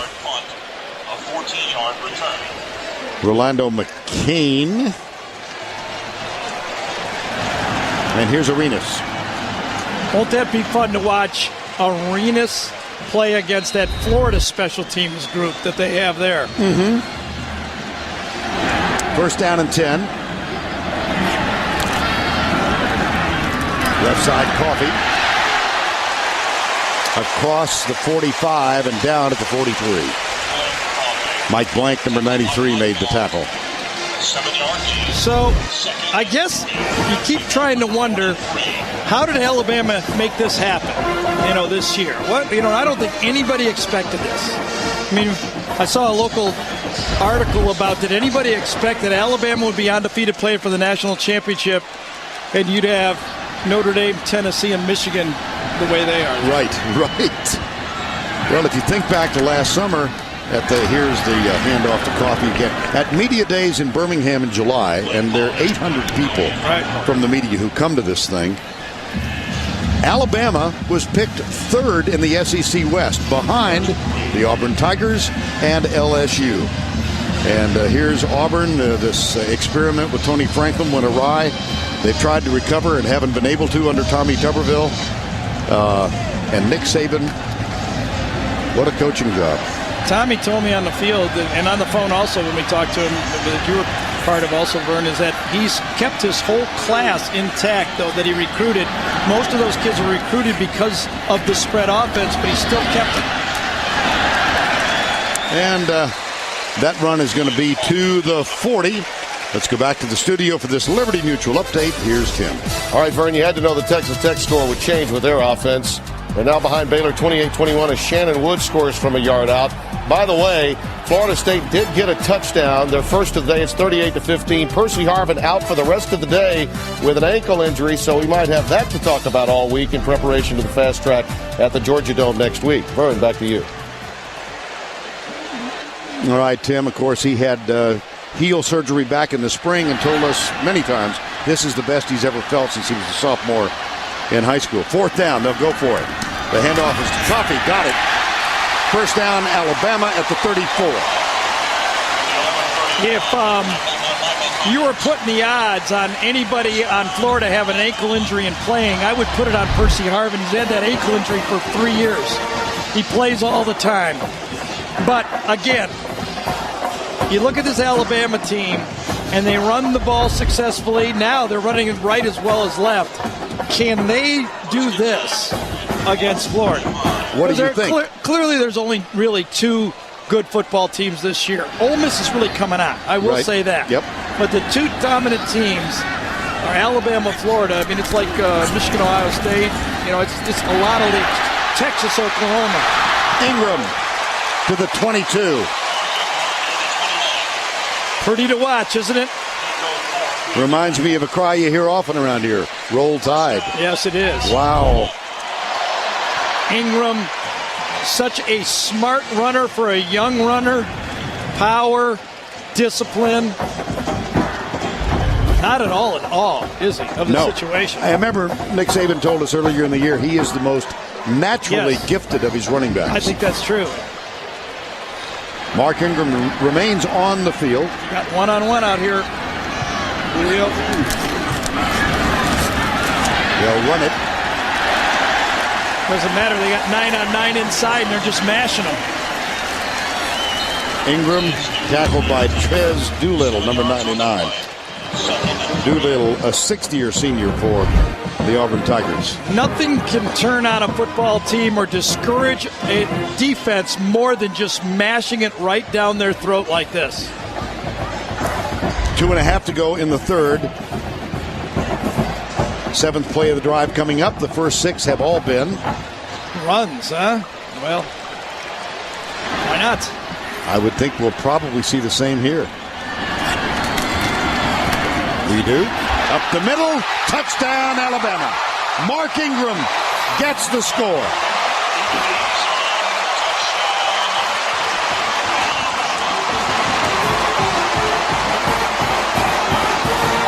You know what? One of the key plays in this game was the Brad Lester fumble. Yes, and the dropped interception also. Back-to-back plays. Auburn basically beat themselves. And the one thing we talked about is Auburn had no chance if they beat themselves. Alabama could make a couple mistakes and win. Extra point is up, knocked home by Lee Tiffin. That Brad Lester fumble occurred earlier in this quarter, and at the time it was 10-0. Watch Antoine Caldwell, the senior center, do a great job blocking the linebacker right there. Opens it up. Mike Johnson cleans up to the top of the screen on the next player, and it's a walk-in for Ingram. Following Caldwell's block, it's a touchdown. Caldwell, one of the 9 seniors, working on his 2nd undergraduate degree.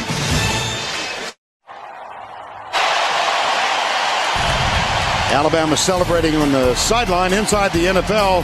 Now on Showtime every Wednesday. Join JB, Phil Simms, Warren Sapp, and Chris Collinsworth for all the best of highlights, insights, and more. Wednesday only on Showtime. Lee Tiffin will kick off for Alabama. Mario Cannon and Tristan Davis will receive. Lee Tiffin will kick off. Ingram punctuated that last drive with a 14-yard touchdown run.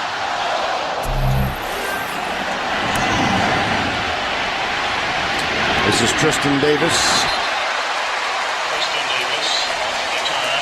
And now it's time for the playbook presented by the Hartford. Here's a lesson in why sometimes simple can beat exotic. Tez Doolittle is going to stunt here. Vines comes here. Chris Evans goes there. Watch how Alabama uses the stunt against Auburn to open the hole. Run away from it, run in it, block it, and pick it up exactly. That's as good as you can do from a guard to the center, handling a stunt, and a defense run themselves right out of a play. Here's how muddy things have gotten for Auburn in this quarter. They have 1 first down and 2 fumbles. They've got a 1st and 10 now at the 20-yard line, and several flags are thrown. Pick your man here. Well, a lot of them move. Yeah, it's been dead ball, false start, 71 offense, 5-yard penalty, still first down. Coach Tubbs said at halftime drop passes, but it got worse as the game went along. Drop handoff, as you referred to already, Vern, drop quarterback center exchange for a turnover, and a dropped interception. That's basically 3 turnovers. No way you can win. It has been relatively penalty-free. On the sweep, it's Lester going wide to the left, and he is in jail. Luther Davis was the first there. Well, keep your hands up, keep your feet moving, find the ball carrier. Cody goes the only one to go down on that play. The other 10 players for Alabama keep their feet. Cody actually gets back up and gets back into play, but they didn't need him. Second and 18. Well, make it 2nd and 17.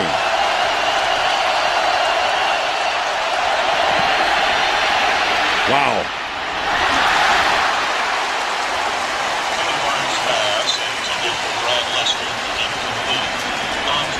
Lorenzo Washington supplying the pressure. Well, ball's thrown slightly behind. Lester can't come up with it. And right now, Big Cody says, let me see if I can pass rush here. And oh, goodness. Really couldn't get it, but a lot of push, wasn't it? That was a good job by Tyrone Green there. Burns now 5 of 16 for 47 yards. Got some time now, but he can't find anybody open, so he'll freelance it. He's got men now. No, he doesn't. Yes, he does. Montez Billings after all of that. We're under a minute in the third quarter. Yeah, we're going to see a punt. Cody does all that. Cody Burns does all that, but Alabama stayed disciplined and not allow him to have any throw on the play.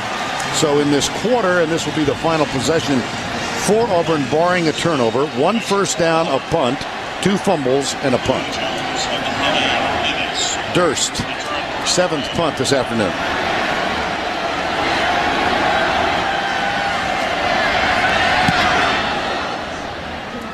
Fair catch. Arenas at the 41-yard line. Now let's go down to Tracy Wolfson. Guys, Nick Saban is not just all about football, although he may seem that way at most times. His favorite food, Little Debbie oatmeal cream pies. He eats 2 each morning. His favorite movies, well, it's not surprising. He's not all that into comedies, but he does like Clint Eastwood films, and his good luck charm, a penny. His daughter, Kristen, gives him one before each game. This year, she's given him some pretty good pennies, guys, so far. He told me that he holds all the pennies from this year in his left pocket and the one from this game in his right. So he's got 11 in the left, and the 12th is about to make a transfer. Wow. Yeah, he could switch it over now. I think so. There is the handoff up the middle, and the tackle made by Zach Clayton, number 98. Well, BCS standings coming into this weekend. Auburn goes on to win. They'll maintain that. There's the controversial one. Texas. I said Auburn. I meant Alabama. Texas, Oklahoma. Yeah, here's the one. No, look at this. Texas Tech. Wow. Well, Texas, of course, pleading their case this week, and because if there is a 3-way tie in the Big 12 South, and everybody knows this, it will be the representative in the championship game will be decided by the BCS standings as revealed on Sunday. What a mess. Yeah, well, we can talk about that. The SEC does it different than the Big 12. I like the SEC tiebreaker way better. Texas probably would as well. We'll talk more about that in a moment. Well, when we come back, we're going to explain it because it's key and it's huge difference. That's the end of 3. Alabama's 2008 John Parker Wilson, Rashad Johnson, senior quarterback. Senior, safe. We are Alabama. Roll Tide.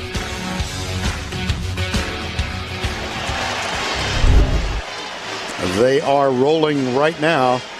Mentioned 9 scholarship seniors. There are actually 13 on the team. One of the scholarship seniors unable to play today, Will Oakley, had shoulder surgery, but they've done quite a bit in their 4 years. They have persevered. Here's Julio Jones. That one is overthrown. It'll be 4th down.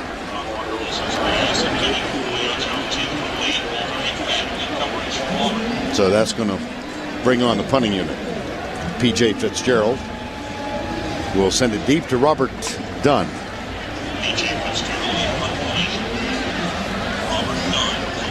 29-zip.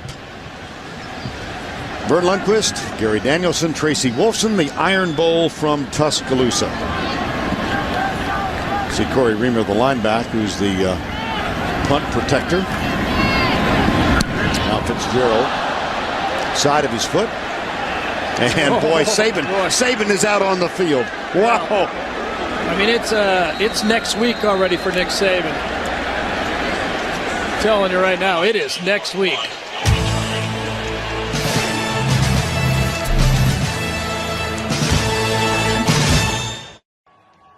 And now, it's time for our Geico scoring recap.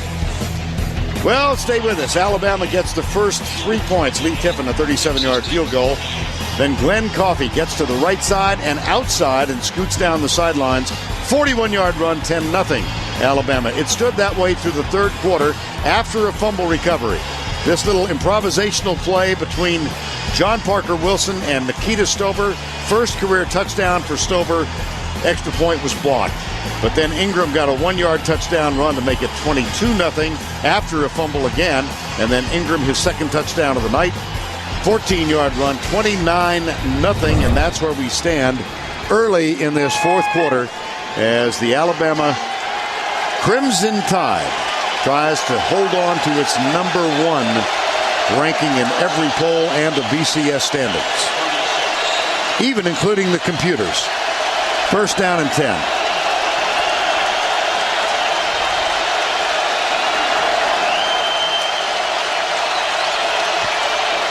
Here's Cody Burns back to throw.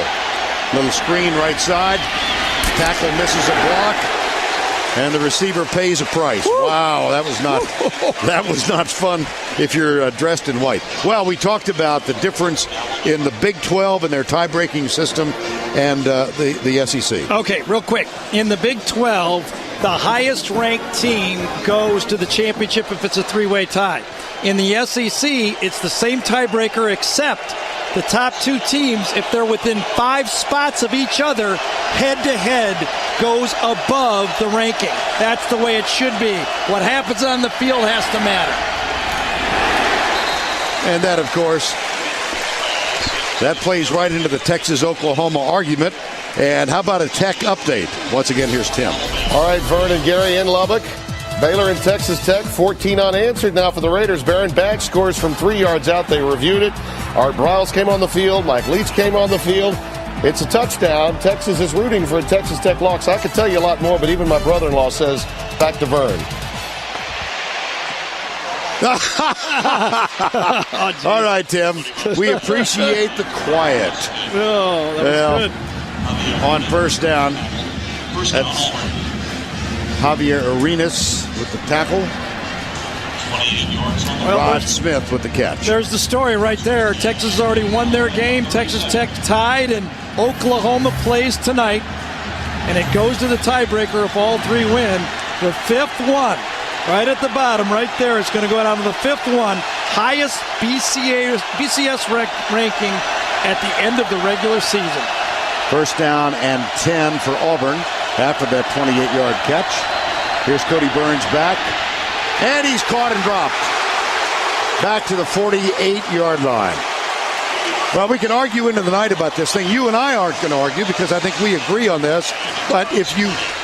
Here's the argument, Texas-Oklahoma. I think a regular season meeting on a neutral field must mean something. Sure. And Texas, 7 weeks ago tonight, defeated Oklahoma 35-25. Look at this. Even here. But let's say this for Oklahoma. I don't know if anyone's playing any better football than Oklahoma. Right. See, this is what's crazy about the BCS. It doesn't reward teams that get better as the season goes along. Perfect example, Oregon State. What if Oregon State has just found their game now? Who knows? You know, who are we to decide? And it's still a process. I get it. I know all the reasons why we can't do it. But in this instance, and I like Oklahoma, and I think they could beat anybody. But in this instance, if I was voting and I don't want to vote, I don't want to be involved, I would have to give the nod to Texas. Of course, one part of the equation, coach's vote.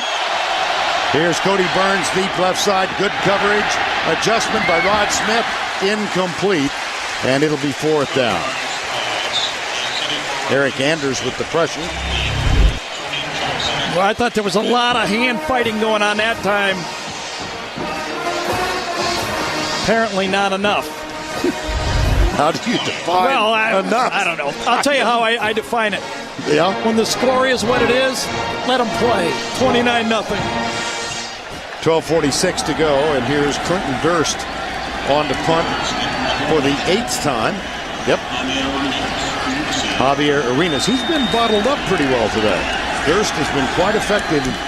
Arenas has had a few opportunities. Yeah, good punt again. Arenas lets it go over his head, and let's go. Oh, no. Slid into the... Yeah.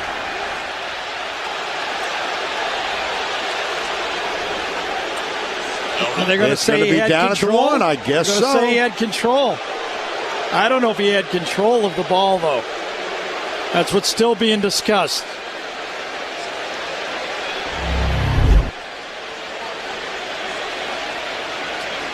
Ball bounces. No, I don't think he had control of that football. Ball did cross the goal line, therefore it is a touchback. Right. Robert Shiver. If he wouldn't have dropped it, he'd have got it the benefit of the play, but he dropped it. That's what overruled it.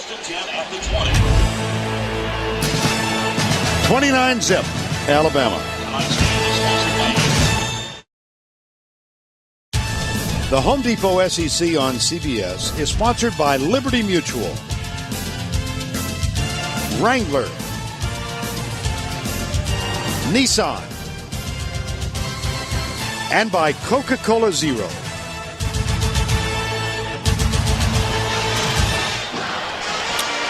Don't forget, later in the game tonight, the 5-star play of the game presented by Wrangler. We've got 12:34 to go in this one. 73rd Iron Bowl game. Glenn Coffey, number 38, is the running back. He gets the handoff from John Parker Wilson. Breaks loose. Watch out. Oh, he got caught. Boy, if he had been able to shake that last tackle. Yeah, Mike McNeil was the only guy that had a chance, or he was going the distance. This is, right now, Vern, you could call the plays for Alabama. It's just McElwain is closing his eyes, putting his finger down on his play chart, and anything he calls works right now. There's Jim McElwain to the left. Yep. Let's see. How about this one? Yep, that'll work. Anything running the ball has been pretty successful. 12:04 to go. Like that. Yep.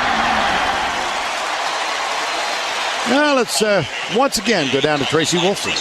Well, guys, how important is this game for these two teams? Up 29-0. Nick Saban came over to his offense on the bench and said emphatically, keep playing, don't let up, and then screamed the loudest I've ever heard him scream at his players, said, don't you know how much I hate these guys? And guys, that's the edited version.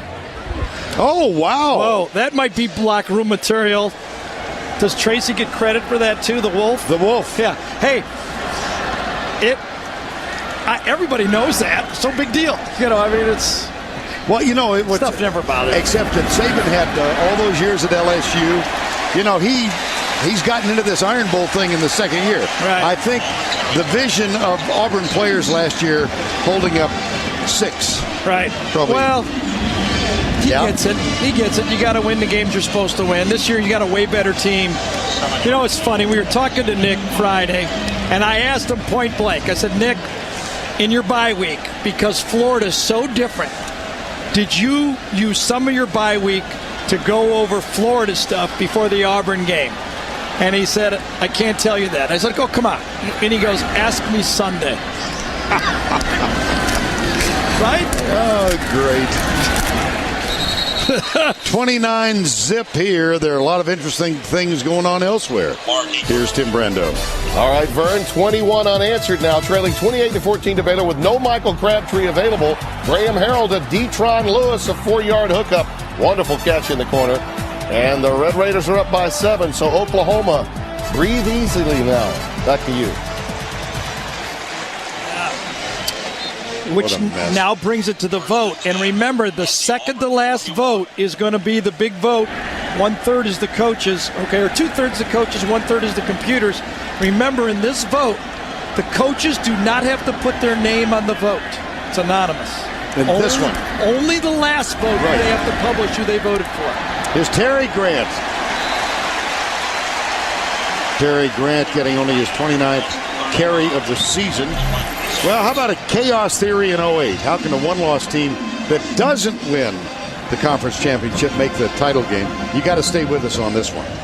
If a one-loss Texas or Oklahoma team does not play in the Big 12 championship, if the Big 12 South champion loses the title game, don't think that's going to happen, but we're all into hypotheticals here. The final BCS champions, you got to assume that Alabama or Florida will be one of them. Southern Cal lurking now. But well, I think Penn State would have an argument then. Okay. They beat Oregon State. Boise State and Utah both undefeated. Ball State undefeated. Now, I'm remember, not suggesting they're going to get in there. So as we went through this chaos theory and we worked on it, we said, well, what about Penn State? If Oregon State wins the Pac-10 and Penn State throttled Oregon State, don't they get to put their hand up in the air? Think about it. 8-team playoff. 8-team. I know it's not going to happen in my lifetime. Well, but I'm a dreamer. I'll say one thing about that one-loss team not win the championship. 2001 Nebraska, 2003 Oklahoma. Grant going left. Terry Grant had a big year last year. Just hasn't been a significant part of the offense this season.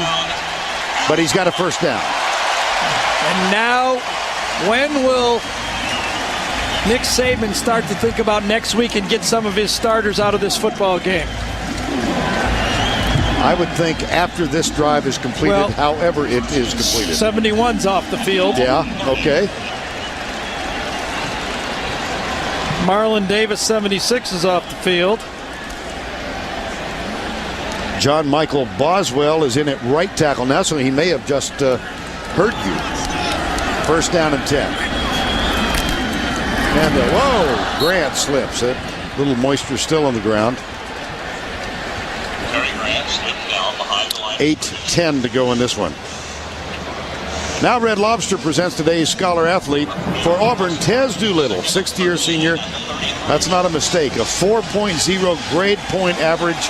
Graduated in the fall of 2007. And for the Alabama Crimson Tide, Bobby Greenwood, senior from Prattville.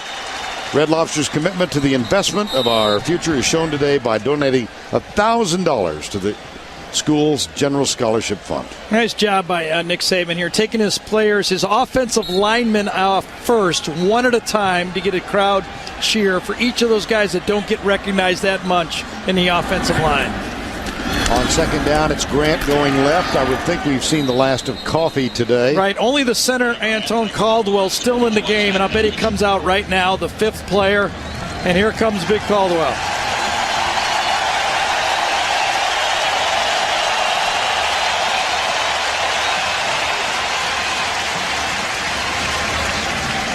He's a class act. Antoine Caldwell. Well, you know, you'd usually, and here comes John Parker Wilson.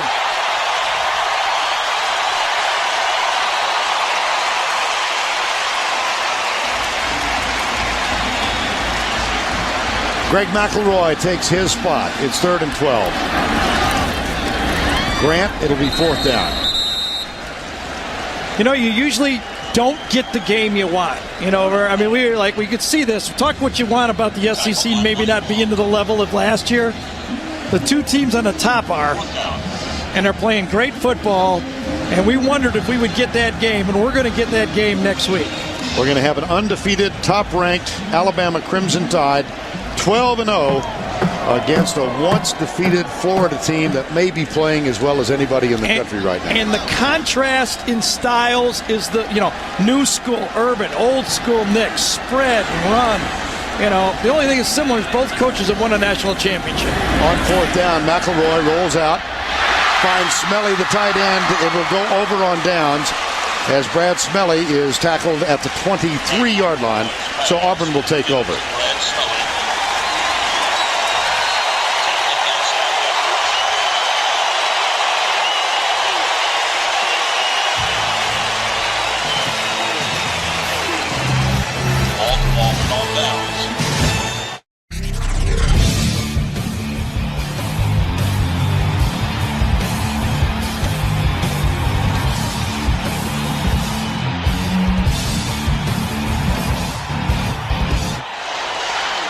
Exactly 6 minutes to play in the Iron Bowl, 73rd version. And the Alabama Crimson Tide are going to win for the first time ever against Auburn in Tuscaloosa. First down and 10. Here's Cody Burns back to throw. And he fires it short to Mario Fannin. Fannin reverses field fumble. That ball is still loose. And I think Auburn got it. James Swinton, number 16. There's a player down at the 33-yard line.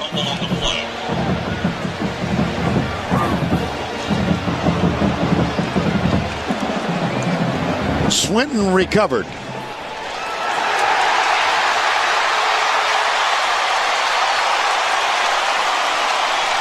Now they're saying... Yep, he dug it away. It was Ashad Johnson. It's the guy who got the ball, I think, at the bottom of the pile. Alabama recovers. This almost was the best play of the day for Auburn. The fumble going forward. Swinton thought he had it, but 49 takes it away from him. 3 fumbles in the second half, and Alabama gets the ball back.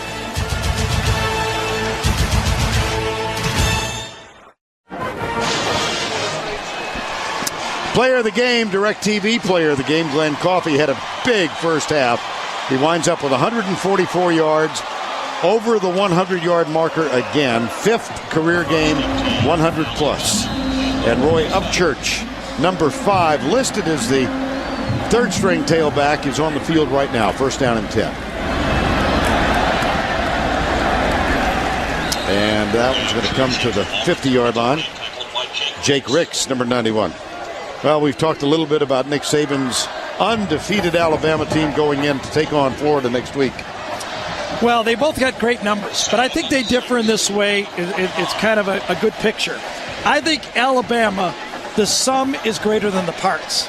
I think when you look at Florida, the parts sometimes make them what they are, and the spread, the sum, just highlights the parts that beat you. I like that. Just came up with that during the commercial. During the commercial break? Yeah. Okay. It wasn't that extra jolt of coffee last night? Roy Upchurch.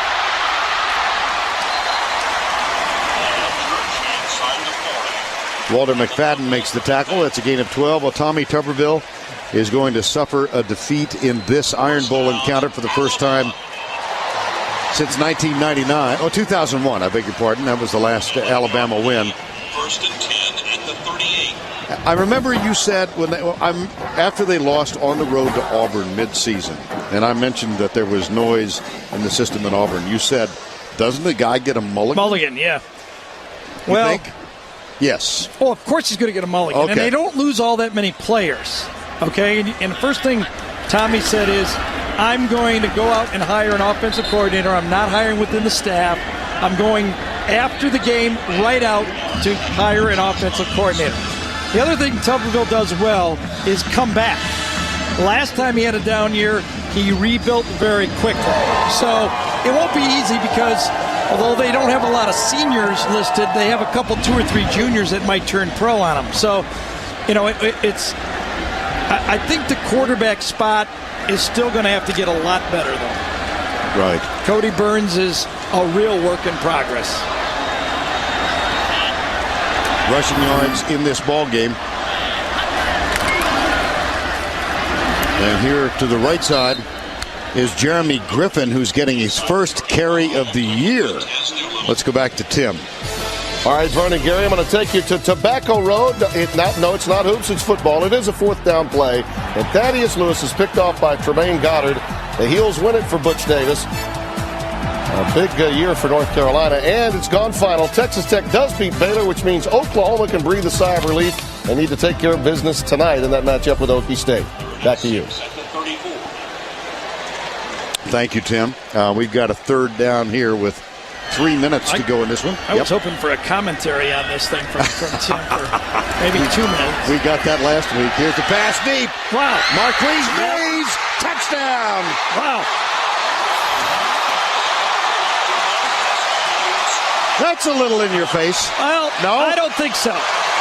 You got to get your backup quarterback ready just in case. Okay.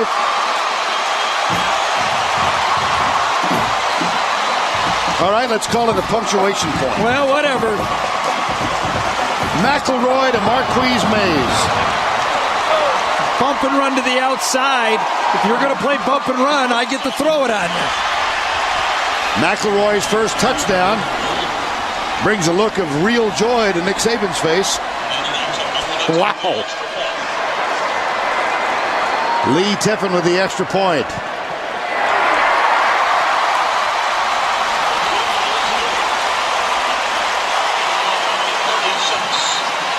All right, a punctuation point. You got it. Here's the safety. Quarterback has to hold the safety. Here is the matchup. Let's see what happens. Quarterback holds the safety in the middle of the field. Mays gets open. Ball perfectly thrown to the outside shoulder. Just like they teach it.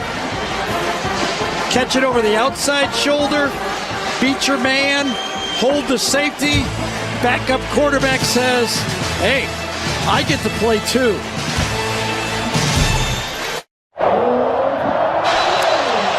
.36 zip. If you're wondering, if you're slightly curious, last time Alabama shut out Auburn in the Iron Bowl, you go back to the national championship year, 1992. Good omen, huh?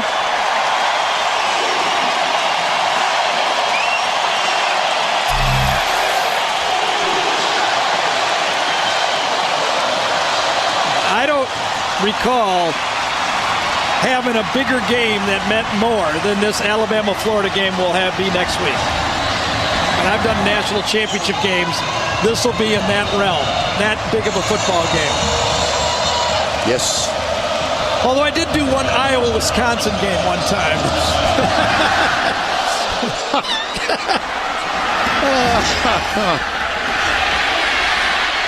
Corey Smith kicks it off. Tristan Davis, number 9. And Smith has to chase him, and he got him. And there's a flag on the near side, and a little tussle breaks out. Demetrius Good made the tackle to save the touchdown. There's a flag on the field. And a flag on the near side.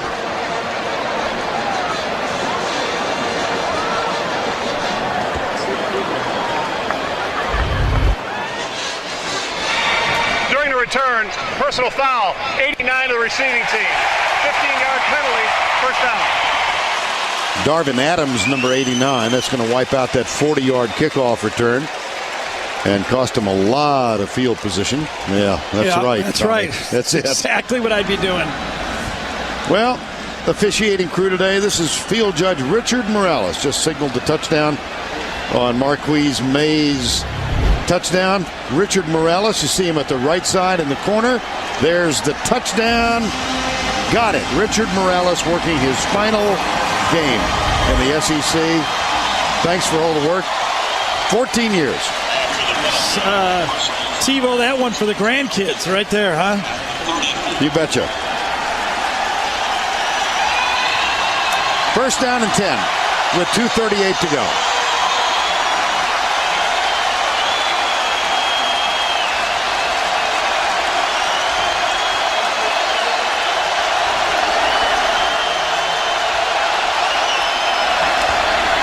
Got him. Brad Lester, number 1. And let's go back once again to Tim Brando in New York.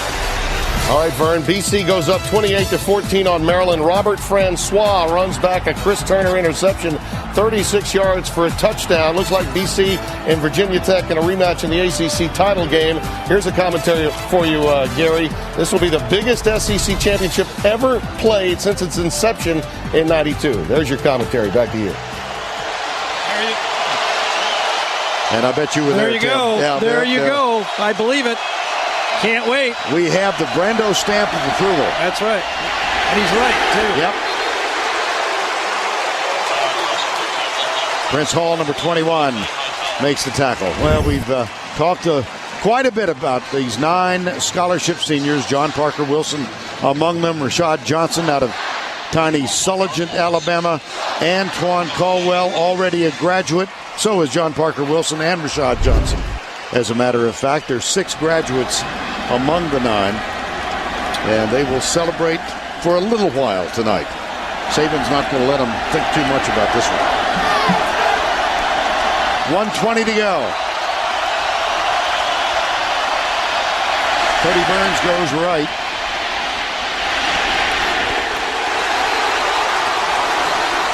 Prince Hall, Lorenzo Washington with the tackle. I promise you this, no Alabama fans have left. How about this? As well as Alabama's playing, undefeated, number 1 in the country, they probably will not be favored in the game against Florida. That's what people think about Florida, the way they're playing right now. What a matchup. Strength versus speed, spread versus tight ends, old school versus new school. Clinton Durst on to punt. It was 2 years ago this weekend. We were here, had dinner with Mal Moore. He knew then what we did not know, that he had made a decision to let Mike Shula go. Remember, Joe Namath argued vehemently against that decision. But 2 key players on this team, 2 key ones, John Parker Wilson and Andre Smith, was Mike Shula players.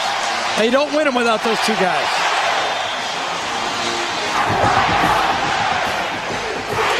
Now Moore set his sights on Nick Saban.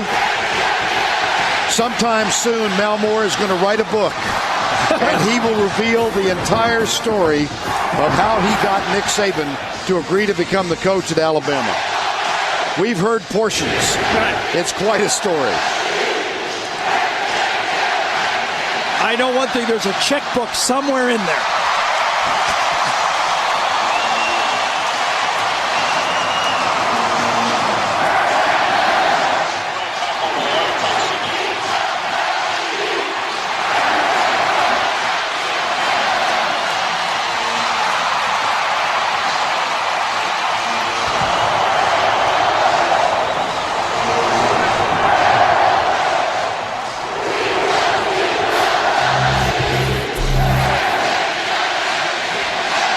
Let's go down to Tracy with Nick Saban. Coach, after 6 straight losses to Auburn, to finally get that win against them, how important is it for this team? Well, it's great for our fans. It's great for our players. We don't have one player on our team that ever beat Auburn. That was our goal. Guys did a great job of focusing on this game and not looking ahead. And they don't have a guy on their team that lost to us. So, this is something that we wanted for our seniors. We're glad, but we're also happy for all these fans that we have here. It's great for the University of Alabama. Well, you mentioned it. Looking ahead, now you can focus on Florida, the SEC championship next week. They're playing their best football right now, one of the hottest teams in the country. How do you beat them? Well, we got time to work on that. They got a great football team. They've got a lot of good players. We got a lot of good players. It'll be a great game. You're probably being considered the underdog going in there. Is there a respect factor at all? That's all right. I know it don't bother me any. I'm just happy we won this game. I'm happy for our players, and I'm happy for our fans. Thanks, Coach. Thank Congratulations. That brings to mind his statement earlier. I know I don't look like it. I'm happy. But I'm happy. Oh, come on. Undefeated. What a season.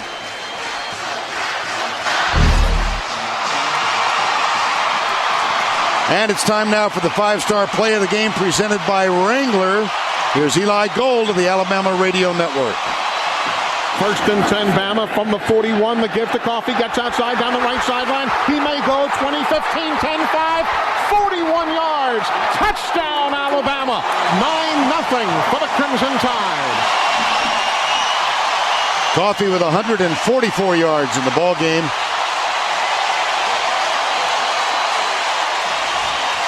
And if we forgot to remind you, next Saturday, the undefeated top-ranked Crimson Tide against the 2nd-ranked Florida Gators from Atlanta. For Gary Danielson, Tracy Wolfson, all of us at CBS Sports, see you next week.